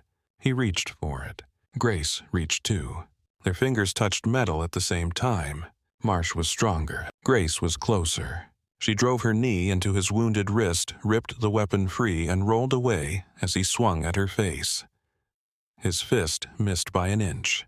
She came up on one knee, with the gun trained on him. Marsh froze. The hallway behind him was empty. Too empty. The 2 federal guards were gone. The nurse station was deserted. The 4th floor hummed with machines, but no human sound answered the gunfire. Marsh slowly raised his hands. Grace did not believe the gesture. "Who sent you?" He smiled through blood. "You already know. Black Meridian." His smile widened. "That is one name." Caleb's monitor alarmed behind her. The line on the screen flickered unevenly. Grace kept the gun on Marsh but turned her head. Pierce pressure on his chest dressing. Pierce stared at her from the floor. What? Move. His face twisted with terror and disbelief. He has been shot at. I have been shot at. There is a man on the floor, and Caleb is bleeding. That reached him. Pierce crawled to the bedside, then forced himself up. His hands hovered over Caleb's bandages. Grace's voice cut through the room. Firm pressure. Both hands. Do not lift to look. Pierce pressed down. Caleb gasped and gripped the bed rail. Sorry, Pierce said the word escaping before he could stop it. Caleb's mouth twisted beneath the oxygen mask. First useful thing you have said. Pierce almost laughed from shock, then swallowed it. Grace looked back at Marsh. He was still smiling. She saw his right shoulder dip. Do not. His hand moved. Grace fired once into the wall beside his head. The sound cracked down the empty corridor like thunder, trapped indoors. Marsh went still. Grace stepped closer and kicked his hand away from the radio concealed near his cuff. Team 2, Marsh said, softly, eyes on hers. South stairwell. Team 3 by the elevators. You have a wounded asset, a terrified surgeon, a baby nurse somewhere on this floor, and maybe 12 minutes before this whole building becomes a story no one is allowed to tell. Grace felt the old coldness settle over her. Not fear. Geometry. Doorways. Distance, lives, time. Where are the guards? Dead enough. Pierce made a broken sound behind her. Grace did not look back. Marsh's eyes glittered. You should have stayed buried, Raven. Grace studied him for 1 second more. Then she struck him with the grip of the gun. His head snapped sideways and hit the floor. He went limp. Pierce stared at her. You killed him. He is breathing. For now. Grace ignored that. She knelt beside Marsh, stripped his radio spare magazine keycard and phone. The phone was locked. The radio hissed with low static. A voice came through. Marsh report. Package status. Grace did not answer. The voice sharpened. Marsh report. She lowered the volume and clipped the radio to her waistband. Caleb's breathing rasped. Grace. She returned to the bed. His skin had gone damp. Blood darkened the dressing beneath Pierce's hands. The surgeon was pressing hard now, his face pale, but his hands finally looked like a doctor's hands again. Grace checked the monitor. Pressure is dropping. Pierce swallowed. He is bleeding through. Not arterial, I do not think, but he needs surgical control. No OR. Pierce looked at her. Then he dies. Grace met his eyes. No, he waits. That is not medicine. It is tonight. Caleb reached for her wrist. His grip was weak, but his eyes were sharp. The capsule. I know. If they take me alive, they cut it out. They are not taking you. You cannot hold a floor alone. Grace checked his oxygen mask. I am not alone. Pierce looked up startled. Grace turned to him. You know this unit, every door, every supply closet, every backup system. I am a surgeon. Then use your brain above the shoulders. Pierce flinched as if she had slapped him. Grace pointed to the wall panel. Can you seal this wing? Partially. Fire doors badge controlled access, but they can override or breach. Slow is enough. Slow for what? For people to stay alive. The ICU door opened behind them. Maddie stood there, white-faced, holding a stack of blankets she clearly no longer remembered carrying. She saw Marsh unconscious in the hall. She saw the gun in Grace's hand. She saw Pierce covered in Caleb's blood. Her mouth opened, but no sound came out. Grace's voice softened without losing command. Maddie, look at me. Maddie did. Are there any other patients in this wing? Room 412. Mrs. Alvarez. Post-op bowel resection. Room 414. Mr. Keene. Heart failure on high-flow oxygen. Can they be moved? Not fast. Are there nurses with them? Maddie shook her head. Tears stood in her eyes. I do not know where Dana went. I heard shots and hid in the med room. I am sorry. I am so sorry. You are alive. That is useful. Maddie stared at her. Grace stepped close enough to lower her voice. I need you to do exactly what I say. No heroics, no questions, unless you do not understand. Maddie nodded too fast. Words. Yes, I understand. Good. Go to 412 and 414. Close the doors. Pull the curtains. Turn the room lights off, but leave monitors on. If either patient asks, tell them there is an electrical issue and they need to stay quiet. Maddie swallowed. What if they come in? Grace held her gaze. Then you hide and breathe. Maddie looked at the gun. Are you going to kill them? Pierce looked up at Grace, too. For one heartbeat, the room waited for the answer. Grace said, I'm going to stop them. Maddie nodded, though the difference did not comfort her. After that, go to the medication room. Lock yourself inside. Use the red emergency phone. The line might be dead. Try anyway. If it works, call hospital security first. Then call Dr. Roth. Tell her room 7 is compromised. Use those exact words. Maddie's eyes flicked to Caleb. Room 7 is compromised. Good. Maddie turned, then stopped. Grace. Yes. Who are you? Grace looked at Caleb at Pierce at the blood on her own arm. Someone who needs you to move. Maddie ran. Grace dragged Marsh by the shoulders into the ICU room. It took effort. Her cut arm burned, and pain pulsed through her hip where his knee had landed. She ignored both. She bound his wrists with restraint straps and checked his pulse. Strong enough. Pierce stared. You are not going to treat him. I did. I checked whether he was dying. That is not treatment. It is triage. Caleb gave a weak cough. Still charming. Save your air. Grace moved to the doorway and looked down the corridor. Empty. The kind of empty that means a floor is being prepared. She shut the ICU door and lowered the interior blinds halfway enough to break the line of sight from the hall, but leave gaps to see movement. Pierce watched her transform the room. She moved without wasted motion. Not frantic, not theatrical.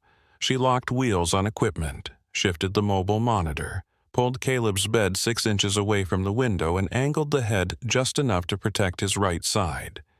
She dimmed lights, checked the cabinet glass, pocketed trauma shears, counted rounds with a glance and did not say the number aloud. Pierce knew competence. He had lived his life measuring it.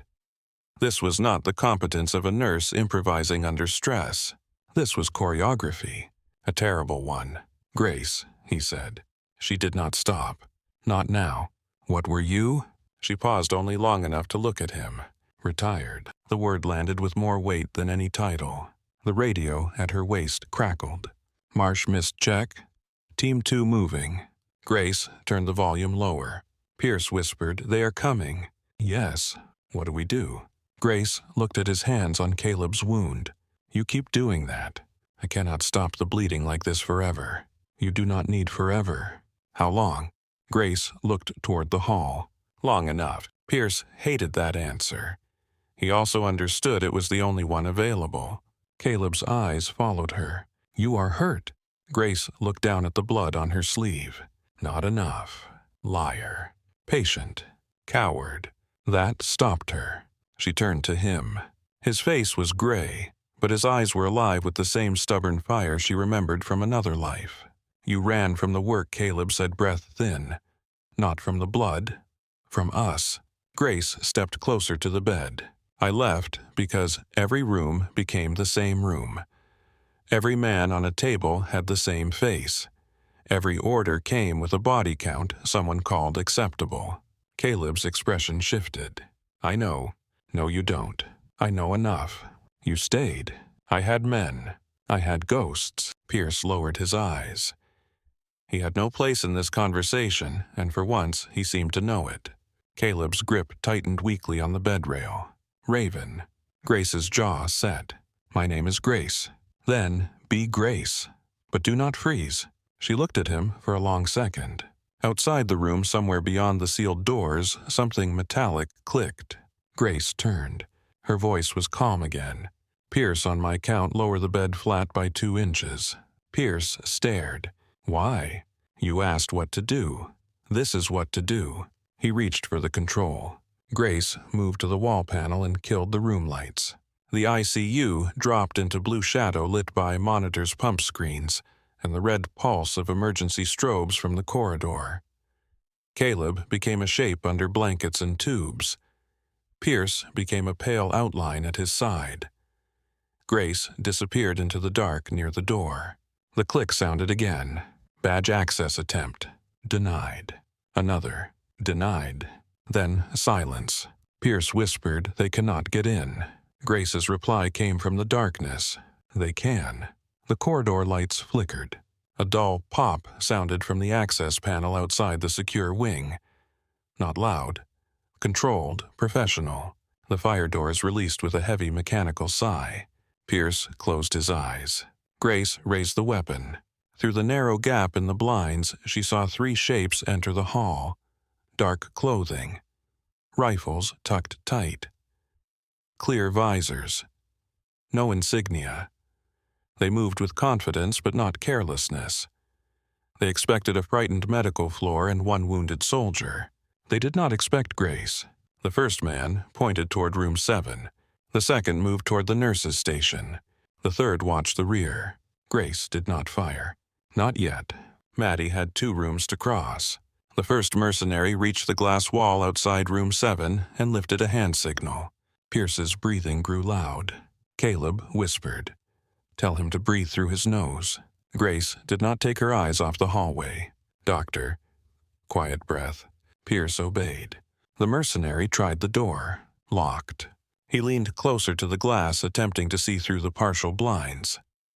Grace stood where the monitor glow did not touch her. She waited for his eyes to adjust to the dark. The radio whispered, "Visual obstruction. Possible barricade." Another voice answered, "Breach and clear. Capture priority if viable." Caleb's eyes closed for a moment. Pierce looked at him. "Capture." Caleb breathed, worse than dying. Pierce pressed harder on the wound. The mercenary placed something small near the door lock. Grace moved. She did not aim at him. She fired into the corridor fire alarm box above the nurse's station. The shot shattered the casing. The alarm system shrieked. Red strobes intensified. A curtain of sound filled the hallway. The mercenaries flinched not from fear, but from sudden sensory confusion. In the same instant, fire doors farther down the corridor began to drop, splitting the 3 men from one another. Grace fired again, this time into the overhead light nearest the second man. Glass rained down. He turned his rifle toward the muzzle flash. Grace was already on the floor. His burst chewed through the glass and wall where she had been standing. The sound smashed through the ICU. Pierce ducked over Caleb without lifting his hands from the dressing. "Stay down," Grace called. The first mercenary forced the ICU door open 3 inches before the bed, and monitor cable stopped it. He shoved harder. The gap widened. Grace slid across the floor, braced 1 foot against the bed frame, and fired through the gap at the shape of his knee. He screamed and fell sideways, blocking the door with his body. The second mercenary tried to flank through the nurse's station. Maddie appeared for half a second at the far end of the hall, dragging an IV pole behind her, as she rushed from one patient room to the other. Grace saw her. So did the mercenary. He turned his rifle. Grace's chest went cold. Maddie down. Maddie dropped flat. Grace fired twice through the broken glass partition. The mercenary jerked backward and disappeared behind the desk. The third man opened fire blindly down the hall rounds, cracking into walls, ceiling tiles, and metal cabinets. Sprinklers burst in one section. Water began to pour glittering red under the strobes. Caleb grunted as Pierce shifted. "Do not move," Pierce snapped. Caleb looked at him through pain. "Doctor, I am beginning to like you less. I can live with that if you do." The line surprised both of them. Grace changed magazines with shaking fingers. Not fear, blood loss, her own. Her cut arm had bled down to her wrist. Her hip throbbed. Glass had sliced one cheek. Her breathing remained steady, but her body was beginning to collect the price. The radio crackled. Team 2 engaged. Possible armed hostile female. A pause. Then a new voice. "Do not underestimate her. That is Raven." Grace closed her eyes for one fraction of a second. So they knew. Not guessed. Knew. The remaining mercenary in the corridor shifted position. She tracked the sound of his boots over wet tile. He was disciplined, He had stopped firing. He was listening, too. Grace backed toward the bed. Pierce. Yes. When I tell you roll Caleb toward the window side and keep pressure. What are you doing? Changing the room. That is not an answer. It is the one you get. She reached for the oxygen mask tubing, checked Caleb's flow, then pulled a portable tank from beneath the bed. She did not open it as a weapon.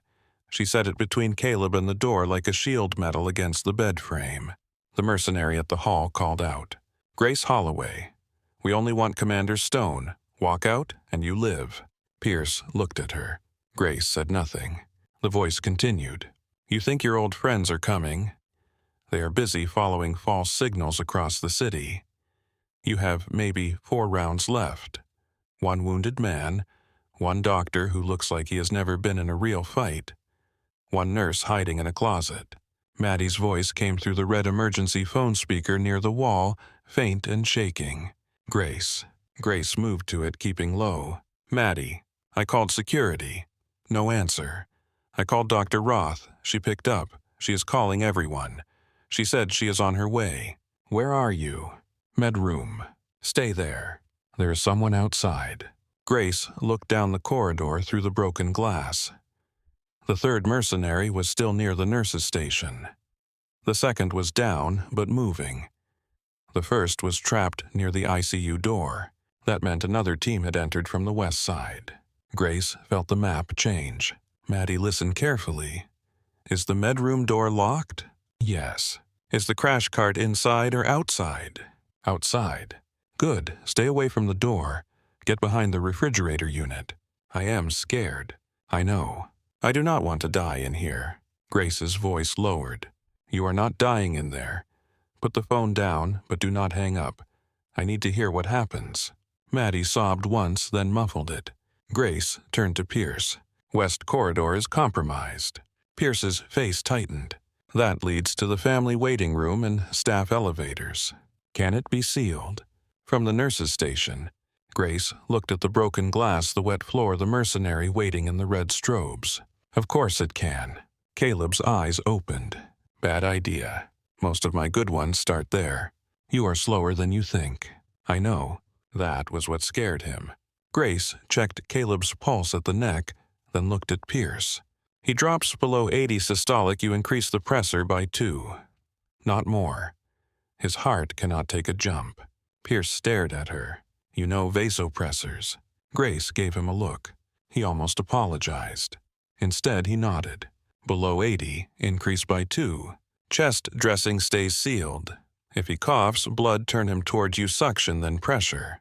Pierce nodded again, faster now. Grace took 1 step toward the door. Caleb grabbed her sleeve. "Grace." She looked down. His voice was almost too soft to hear under the alarms. "Do not trade your life for mine." She leaned close. "You are not worth that much trouble." His mouth twitched. "Liar." She pulled free. Grace slid through the gap near the door and into the hallway before Pierce could object. The 1st mercenary, wounded and trapped near the entrance, lunged for her ankle. She kicked his hand away and struck him hard with the pistol grip. He went still. The 3rd mercenary fired from near the nurse's station. Grace dropped behind a rolling linen cart. Rounds slammed into folded sheets and metal shelves, pushing the cart against her shoulder. She fired once under the cart. The mercenary pulled back. Water from the broken sprinkler soaked the floor. The strobes turned everything red, then black-red, then black. It felt like moving through a beating heart. Grace crawled along the wall, keeping low. The nurse's station was 12 yards away. The control panel was on the far side. The mercenary knew it too. He waited for her to cross open space. Grace reached for a fallen clipboard and tossed it across the floor in the opposite direction. The mercenary fired at the sound. Grace rose and ran. Pain tore through her hip. Her cut arm screamed. She crossed the open space in 4 strides and threw herself behind the counter as bullets tracked after her. 1 round caught the edge of the counter and sprayed splinters into her neck. She landed hard breath, knocked out. For 1 second, the ceiling spun. She saw not the ICU, but a room in Damascus. Dust falling like snow. Caleb shouting. A man on the floor with no lower body left, begging her to look away. Her own hands slick inside a wound too large to close.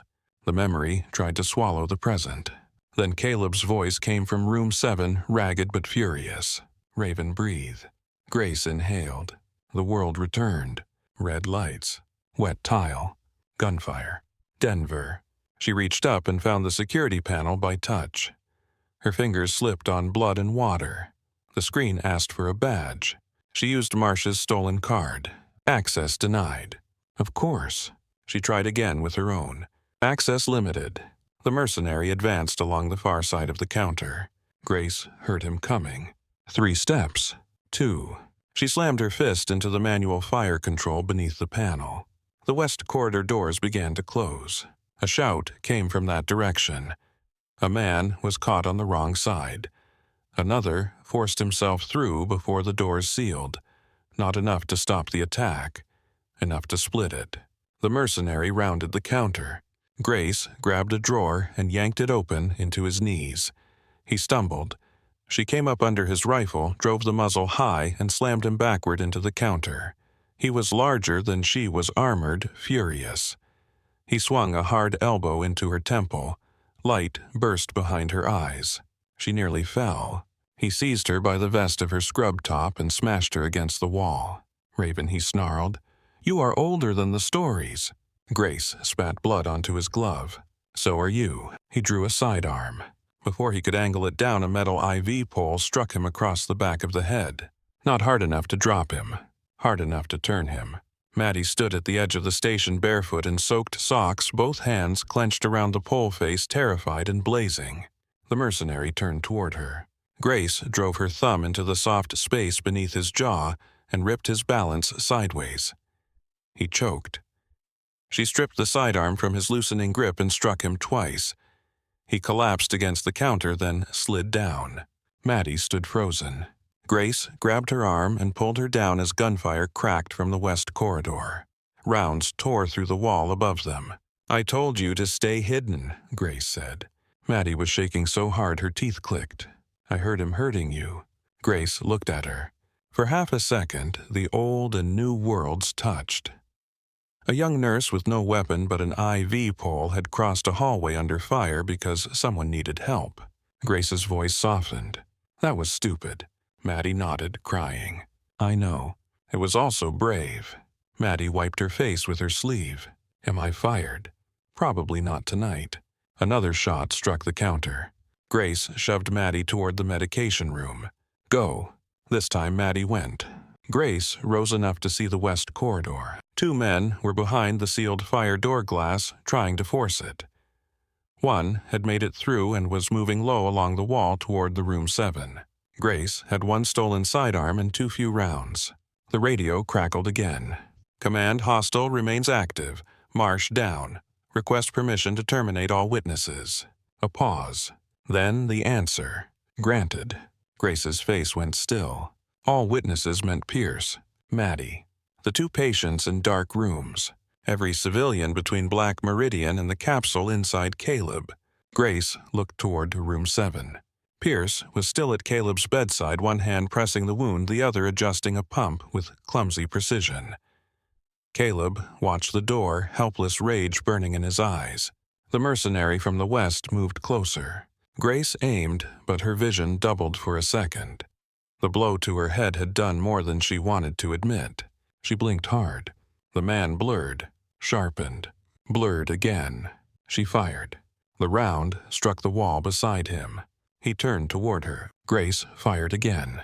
This time he dropped to one knee, hit in the shoulder but not stopped. He raised his weapon toward room 7. Pierce saw him through the glass. Grace saw Pierce make a decision. He took one hand off Caleb's wound. "Do not," Caleb rasped. Pierce grabbed the portable monitor from the bedside and hurled it through the remaining glass panel beside the door. The screen exploded outward. The mercenary flinched as sparks and glass burst across his face. Grace used the opening. She fired once more. The mercenary went down. Inside room 7, Caleb's monitor shrieked from the brief loss of pressure. Pierce slammed both hands back onto the wound. "I know," he shouted, though no one had spoken. "I know." Grace staggered into the room and shut what remained of the door. Her legs wanted to fold. She refused them. Pierce looked at her. "You are bleeding. So is he." Grace. The use of her first name made her look at him. His face had changed. Fear remained, but something had burned through the arrogance. Under pressure, beneath blood and smoke and gunfire, Malcolm Pierce had finally become only what mattered. A doctor with his hands on a dying man. "He needs a surgeon," Grace said. "I am one." "Then keep being one." The west fire door boomed under impact. Maddie's voice came from the med room, faint through the phone line. "They are breaking the door." Grace looked at Caleb. He understood. "No?" Grace did not answer. She moved to the wall and pulled down a sealed emergency trauma pack. Inside were dressings, hemostatic gauze tape, and a compact airway kit. She tossed the pack to Pierce. "If his dressing fails, repack the upper edge first. The lower edge is mostly drainage. Do not chase what you cannot see." Pierce caught the pack. "Where are you going?" "To get Maddie." Caleb tried to sit up. Pierce pushed him down without thinking. "Do not move." Caleb glared at him. Pierce glared back. "I am starting to understand why she yells at you." Grace almost smiled. Then the west door gave way. The sound shook the floor. 2 mercenaries entered through smoke and sprinkler water. Grace stepped into the hallway before they could angle toward the med room. She fired twice, not to kill, but to force them behind cover. Her stolen gun locked empty on the second shot. The men saw it. One smiled. Grace dropped the useless weapon and ran toward the medication room. Rounds followed her. One caught her side like a hammer. Not a clean hit, maybe a graze, maybe worse. Pain opened across her ribs. She hit the wall, kept moving, and slammed her shoulder into the medication room door. Maddie opened. The door opened just enough for Grace to slip inside, then locked again as bullets struck the outer panel. Maddie grabbed her. "You are shot." "Not enough." "You keep saying that."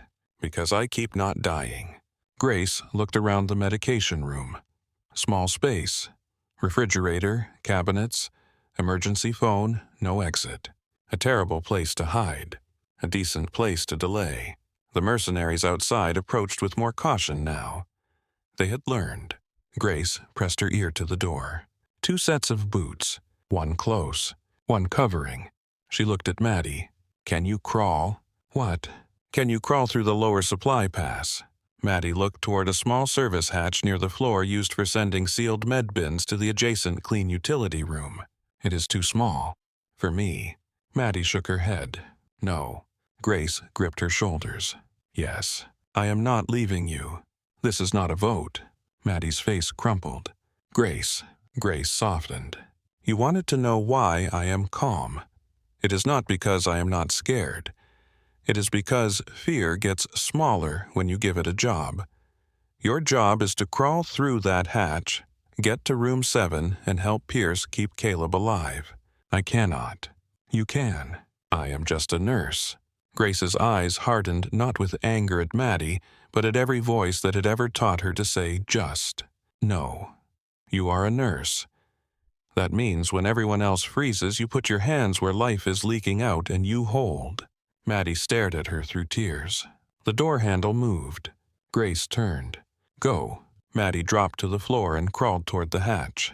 Grace grabbed a metal tray from the counter and stood to the side of the door. The first mercenary kicked it open. Grace struck his gun hand with the tray, then drove forward, using the narrow doorway against his size. He caught her by the throat and slammed her into the cabinet. Medication bottles rattled and fell. Her lungs seized. She clawed at his wrist. He lifted her off her heels. Behind him, the second mercenary raised his weapon toward the hatch where Maddie's legs were disappearing. Grace saw it. Something old and merciless broke open. She drove both thumbs into the first man's injured wrist, dropped. As his grip loosened and ripped a glass vial from the counter, she smashed it across the side of his face. He shouted and staggered. Grace took his knife, turned, and threw it at the second man's weapon hand. The blade struck deep enough to spoil his aim. His shot punched into the refrigerator instead of Maddie. Cold air hissed. Maddie vanished through the hatch. Grace turned back as the first man drove into her. They crashed into shelves. Pain tore through her side. He reached for her wound and pressed. The room went white. Grace screamed through her teeth, then slammed her forehead into his nose. Once. Twice. He staggered. She seized the fallen tray and rammed it into his throat. He dropped to his knees, choking. The second man recovered and swung his rifle toward her. Grace dove behind the counter as he fired. Cabinets splintered. Medication containers burst. The emergency phone shattered. She had no gun, no room, no breath. Outside in the hall, a new sound rose beneath the alarms. Boots. Many of them. Fast. The mercenary heard it too. He turned his head. A voice thundered from the corridor. "Federal assault team, drop your weapons." The mercenary cursed and fired toward the sound. The hallway erupted. Not wild gunfire. Controlled. Overwhelming. The kind of violence trained men brought when they had identified the room, the threat, and the direction of every innocent body. Grace stayed low as the second mercenary fell backward through the doorway. The first tried to reach for a sidearm. Grace kicked it away and pinned his wrist with her knee. "Stay," she said, voice raw. He looked at her with hatred. She leaned close. "Please make me repeat myself." He went still. The hall filled with armed men in dark gear, but these moved differently. American flags on shoulders. Medical patches on one operator. A command presence that did not belong to mercenaries. One of them entered the medication room and aimed at Grace. Hands. Grace raised them slowly. Blood ran down her arm side and cheek. Her scrub top was torn. Her face was pale enough that the operator's weapon dipped by instinct, then rose again. "Identify." Grace opened her mouth. No sound came at first. Then a voice called from room 7. "She is with me, Caleb." Weak, furious, alive. Another operator moved into view, older than the others, helmet off, beard gray at the edges. He stared at Grace. His eyes narrowed. Then recognition struck. "Hold fire," he said. "That is Raven." The weapons around her lowered by inches, not fully, but enough. Grace let her hands drop. The old call sign hung in the smoke between them. She hated how easily it still fit. Maddie appeared behind the operators, one hand pressed to her mouth. Her other hand was red with Caleb's blood. "I got to him," she said, shaking. "I helped. I did what you said." Grace tried to answer. Her knees gave out first. She caught the counter, but the room tilted hard. The operator with the medical patch reached her before she hit the floor. "I have you." Grace pushed weakly against him. "Caleb. Room 7 is secure. Pierce. Still working. Maddie. Standing." Grace looked past him toward the hall. More operators moved through the ICU clearing rooms, checking civilians securing the fallen. The red strobes still flashed. Water still fell from the broken sprinkler head. The hospital looked ruined, but the sounds had changed. No more hunting footsteps. No more mercenary radio. Only command's medical calls and the living trying to remain living. Grace forced herself upright. The medic tried to stop her. She glared at him. He looked at her side, then her face, then made the wise decision to help rather than argue. They moved into room 7. Caleb lay pale and sweating, but alive. Pierce knelt beside the bed, both hands still clamped over the wound. Maddie stood near the pump, crying silently while she read numbers off the screen like prayer. Pierce looked up when Grace entered. His face broke with relief so raw he seemed ashamed of it. "He is still here," Pierce said. Grace leaned against the wall. "I see that." Pierce looked down at his bloody hands. "I did not lift." "No." His voice shook. "I wanted to.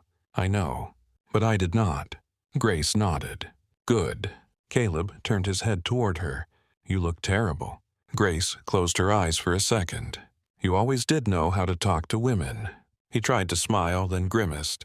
The older operator stepped into the room. "Commander Stone." Caleb's gaze sharpened. "Master Chief?" The man nodded once. "Transport team is 2 minutes out." Caleb looked at Grace. "The capsule." "We know," the Master Chief said. "Secure facility is ready." Pierce looked between them. He cannot be moved. The Master Chief turned. Doctor. Pierce stood blood up to his wrists, and for the first time that night, his fear became authority of the right kind. No. Listen to me very carefully. I do not care what patch is on your shoulder. I do not care what agency sent you. This man has unstable repairs, active bleeding, and enough trauma to kill him twice between here and the elevator. If you move him like luggage, he dies before your secure facility gets to feel important. The room went still. Caleb's mouth curved faintly. Grace looked at Pierce and saw it happen. Not redemption, something smaller and more honest. He was no longer protecting his pride. He was protecting his patient. The Master Chief looked to Grace. She pressed a hand to her bleeding side and studied the monitor. He is right. Pierce blinked. Grace continued. Give him 5 minutes to reinforce the dressing adjust pressors and prepare transport lines. Then you move slowly with medical escort, or you carry out a body. The Master Chief accepted that immediately. 5 minutes. Pierce looked at Grace. She looked back. Neither said the apology sitting between them. There was no time. Pierce opened the trauma pack and worked. His hands no longer shook. Maddie assisted passing gauze before he asked, because Grace had taught her the rhythm without meaning to. The Special Operations medic secured transport equipment. Caleb breathed through pain and watched Grace with eyes that said too many things the room could not hold. Grace slid down the wall until she was sitting on the floor. The medic beside her cut away the torn fabric near her side. This is more than not enough, he said. Grace stared at Caleb's monitor. Then make it less. He pressed gauze to her wound. Pain ripped a sound from her throat before she could bury it. Caleb tried to move. Pierce snapped without looking up. If you tear that repair because she made a noise, I will personally sedate you into next week. Caleb stopped. Grace laughed once. It hurt. The room kept working. Outside, the storm had ended, but inside the 4th floor, snowmelt, sprinkler water blood and glass covered the ground in a shining wreck. The hospital would never look the same to the people who had seen it like this. Not to Maddie. Not to Pierce. Not to Grace. Especially not to Grace. Because the old world had found her in the one place she believed blood could mean healing instead of war. And as the operators prepared Caleb's stone for extraction, Grace saw a man step from the elevator bank at the end of the ruined hall. He wore a dark overcoat dusted with snow. His hair had gone more gray than she remembered. His eyes found her immediately through smoke water, broken glass, and 6 years of silence. Deputy Director Victor Hayes looked at the bodies, the ruined ICU, the wounded SEAL, and the bleeding nurse sitting against the wall. Then he sighed. Hello, Grace. For a moment, no one moved. The ruined ICU held its breath around those 2 words. Water dripped from a broken sprinkler head. Red emergency lights washed the walls in slow pulses. Somewhere down the hall, an operator called out that room 412 was clear. Another voice answered from room 414 that the cardiac patient was alive and frightened but stable. Grace sat against the wall with a medic pressing gauze into her side and looked up at the man she had spent 6 years trying not to remember. Deputy Director Victor Hayes had aged, but not softened. His dark overcoat hung open over a charcoal suit.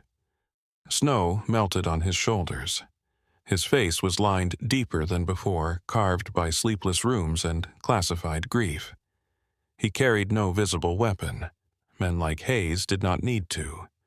Rooms changed shape when he entered them. Grace's voice came out dry. Victor. Hayes looked around the hallway. His eyes moved over the broken glass, the fallen mercenaries, the burned wires, the blood, the stunned hospital staff being escorted to safety. I was told a civilian nurse was trapped on a compromised ICU floor. Grace pressed her hand over the medic's gauze and breathed through the pain. She was. Hayes looked at her. No, she wasn't. The words were not cruel. That made them worse. Grace looked away first.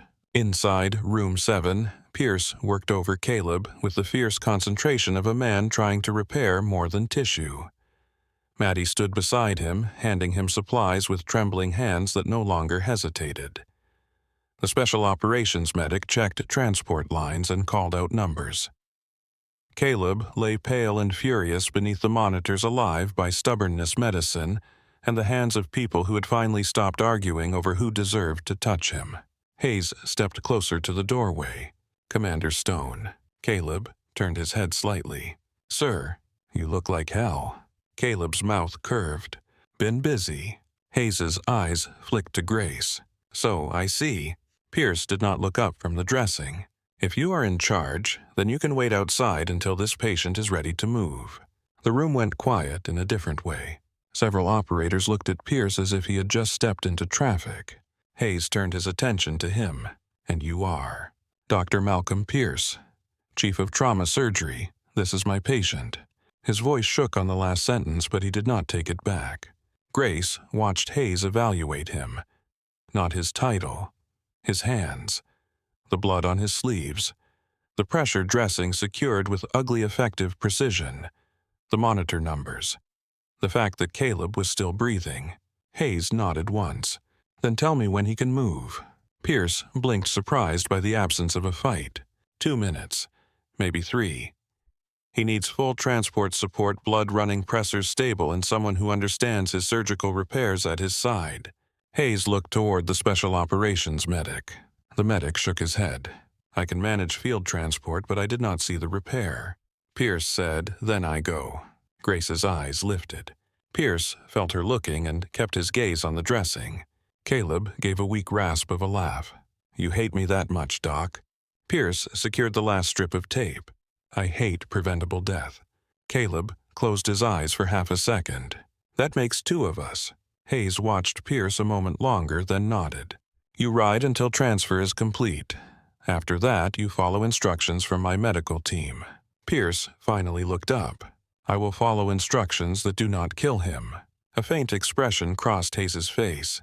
It might have been approval or simply exhaustion. "Fair enough." Grace tried to push herself up. The medic beside her tightened his grip. "Do not." She ignored him and got one knee under her. Pain slammed through her side, bright and deep. Her vision narrowed, but she forced air into her lungs and reached for the wall. Caleb saw it. "Grace." Pierce turned. "Sit down." She almost smiled at the command. "You learned that from me. You are bleeding through the dressing." "I noticed." The medic put a hand on her shoulder. "Ma'am, with respect, if you stand all the way up, I am going to catch you, or you are going to fall, and only one of those looks dignified." Grace looked at him. He did not move his hand. Hayes said, "Let him treat you." Grace looked back at Hayes. "You do not give orders to me anymore." "No," he said. "I send other people to say the same thing politely." The medic pressed harder. Grace hissed through her teeth and sat back down. Maddie appeared in the doorway. Her face was streaked with tears and water. Blood stained both forearms up to the elbows. For a second she looked younger than she had before the night began, then older than she should have. "Grace," she said. "Mrs. Alvarez is okay. Mr. Keene is scared, but his oxygen is holding.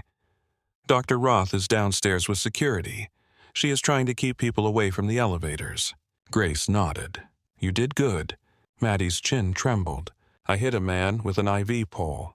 "Yes. Is that going in my employee file?" Pierce looked over despite himself. "If it does, I will sign off on it as medically necessary." Maddie stared at him stunned. Caleb whispered from the bed, "I like her." Grace closed her eyes. "You like everyone who causes trouble." "Not true, I tolerate you." The smallest breath of laughter moved through the room, fragile and brief. It vanished quickly, but it mattered. People who could still laugh were still alive enough to be saved. Hayes stepped beside Grace. His voice dropped so only she could hear. "Black Meridian knows Caleb survived. They know the capsule is still in play. They know you were here." Grace stared at the wet floor. "Marsh knew my call sign." "Yes. How?" Hayes did not answer right away. That was answer enough. Grace looked up. "How high?" His face stayed unreadable. "High enough that I came myself." The words settled between them like a body. Grace looked toward Caleb. He said the leak touched joint tasking. It did. CIA. Hayes' jaw shifted. Possibly. DOD. Possibly. Your office. This time, Hayes looked directly at her. I do not know. Grace searched his face. Victor Hayes had lied to presidents, generals, warlords, committees, and grieving widows. He was very good at it. But Grace had known him before the gray hair, before the title, before the layers of power had made every sentence sound like an edited document. He was not lying. That frightened her more. Inside room 7. Pierce and the transport medic began transferring Caleb's monitors to portable equipment. Maddie helped thread lines through the bedding so nothing pulled loose. Caleb watched Grace through the glass, his eyes clearer now, pain making them sharp. Hayes followed her gaze. He swallowed the capsule 52 hours ago. We need to retrieve it in a secure facility before Black Meridian tries again. He is not stable. Number. You are moving him anyway. Yes. Grace looked back at him. That sounds like the old math. Hayes accepted the hit without flinching. It is. That math killed people. It also kept others alive. Grace's voice hardened. Do not dress it up for me. I would not dare. For a moment, the years between them were gone. She was back in a room with maps on the walls refusing an order, while Hayes stood at the head of the table and told her that refusing did not change the cost. She had believed him then. That was part of why she left.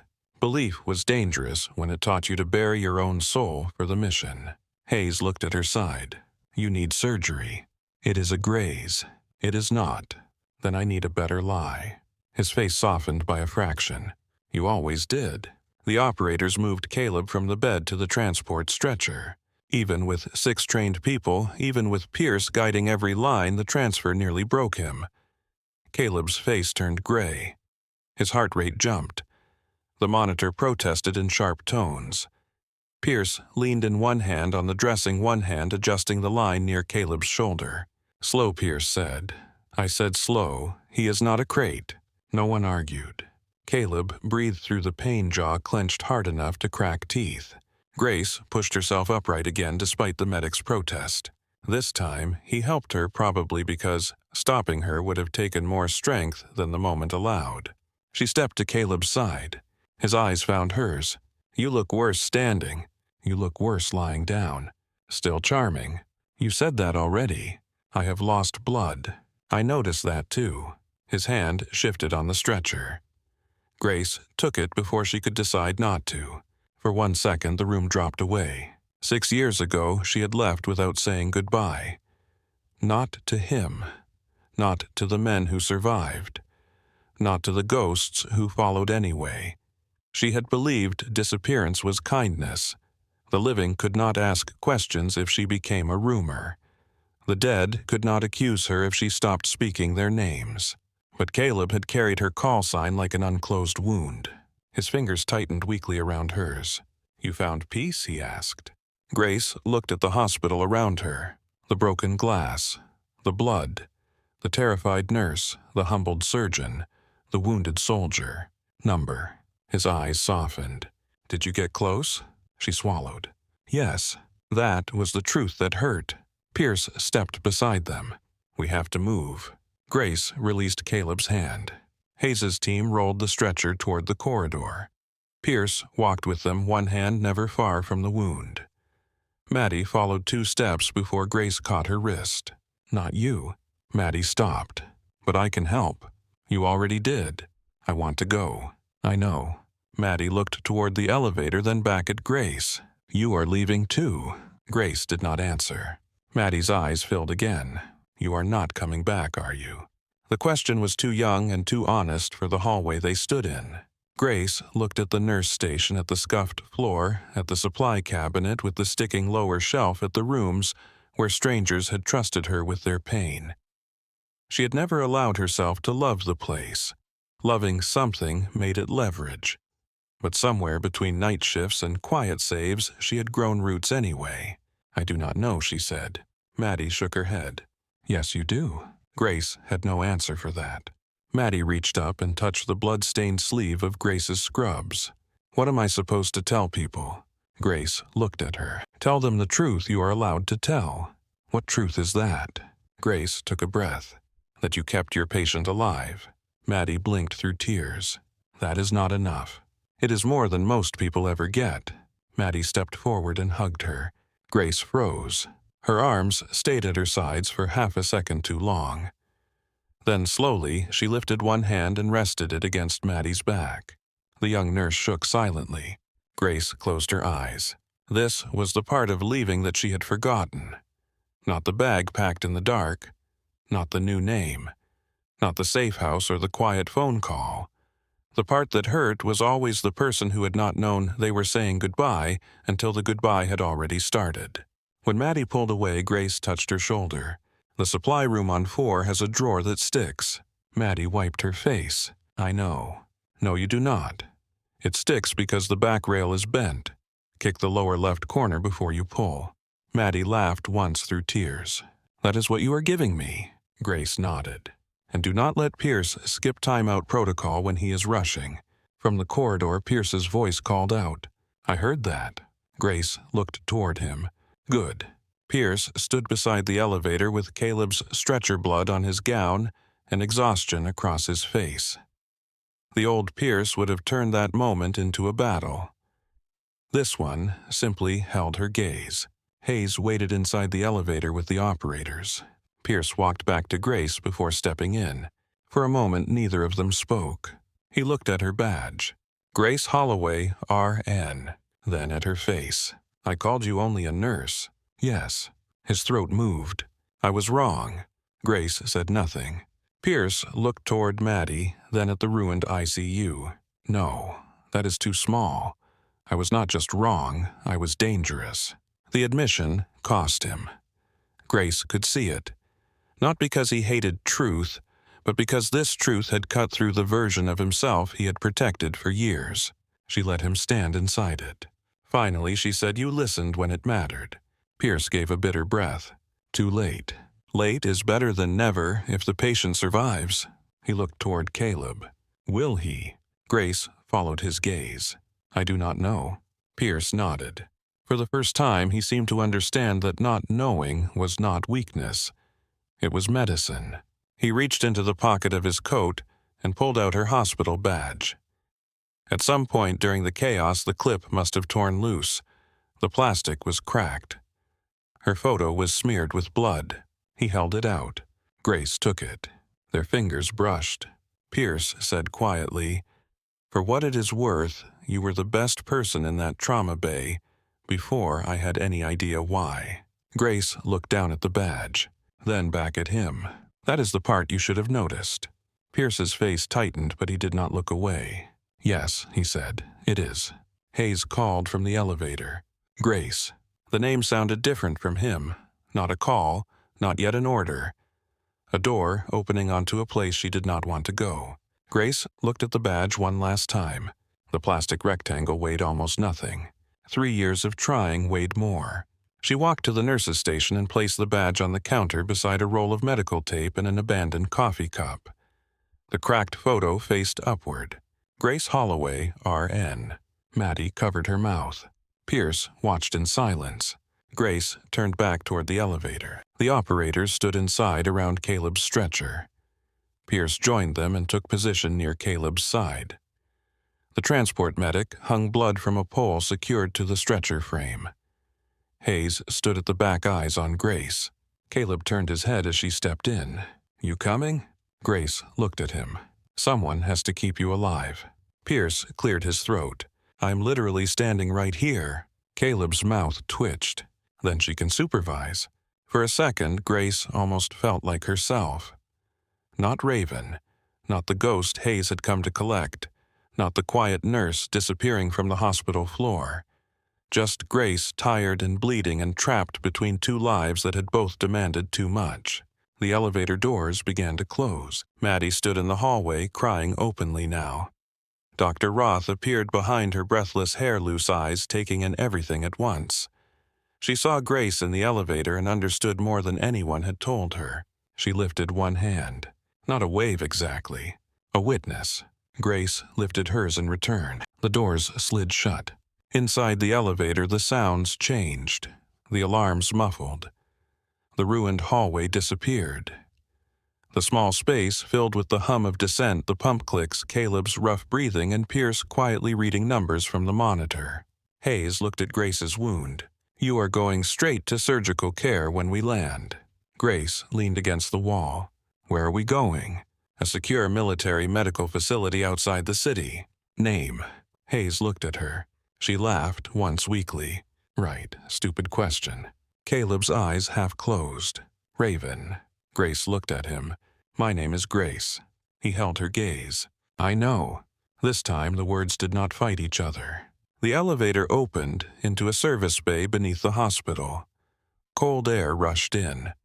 The storm had passed, but snow still covered the ground in hard silver sheets beneath the floodlights. 2 black medical transport vehicles waited with engines running. Armed operators formed a perimeter. Beyond them, Denver slept under the false peace of early morning.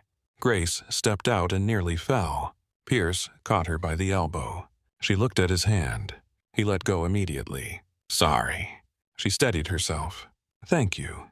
The words surprised them both. Caleb was loaded into the first vehicle. Pierce climbed in beside him without being asked. The transport medic followed. Hayes gestured toward the second vehicle for Grace. She paused at the edge of the bay and looked back up at the hospital. Mile High Regional rose against the pale sky, windows glowing in scattered squares. Somewhere inside, the ER was still running. Someone was bringing coffee to a resident. Someone was crying in a waiting room. Someone was being told the worst sentence of their life. Someone was being saved by a nurse whose name they might never remember. Grace pressed one hand lightly against her side. For 3 years, she had tried to wash the past from her hands by putting them to gentler work. She had wanted healing to be a place, not just an act. But the past had found her beneath fluorescent lights, wearing a federal badge and carrying a gun. Hayes stood beside her. "I am sorry." Grace kept looking at the hospital. "For what part?" He did not answer. That, too, was honest. The rear doors of the second vehicle opened. Grace climbed in. As the convoy pulled away, she saw through the tinted glass the 4th-floor windows sliding past above her. For one brief second, she thought she saw Maddie standing behind the glass, small against the bright hospital interior. Then the vehicle turned. The hospital disappeared behind concrete snow and morning light. Grace leaned her head back against the seat and closed her eyes. Caleb was alive. Maddie was alive. Pierce had listened. The capsule was still secure. Black Meridian was still out there. So was the leak. So was the world she had left behind. But for the first time since the gunfire began, Grace let herself breathe. Not deeply, not peacefully, just enough. In the silent ICU hallway above, her cracked badge remained on the nurse's station counter until Dr. Roth picked it up with careful fingers. She looked at the photo, then at the blood on the plastic, then at Maddie standing beside her. Maddie whispered. She was not just a nurse. Dr. Roth closed her hand around the badge. "No," she said softly, "she was exactly a nurse, and a great deal more." The monitors kept beeping. The hospital kept breathing. And somewhere beyond Denver, under armed escort and a sky the color of steel, Grace Holloway opened her eyes as the convoy carried her back into the shadows.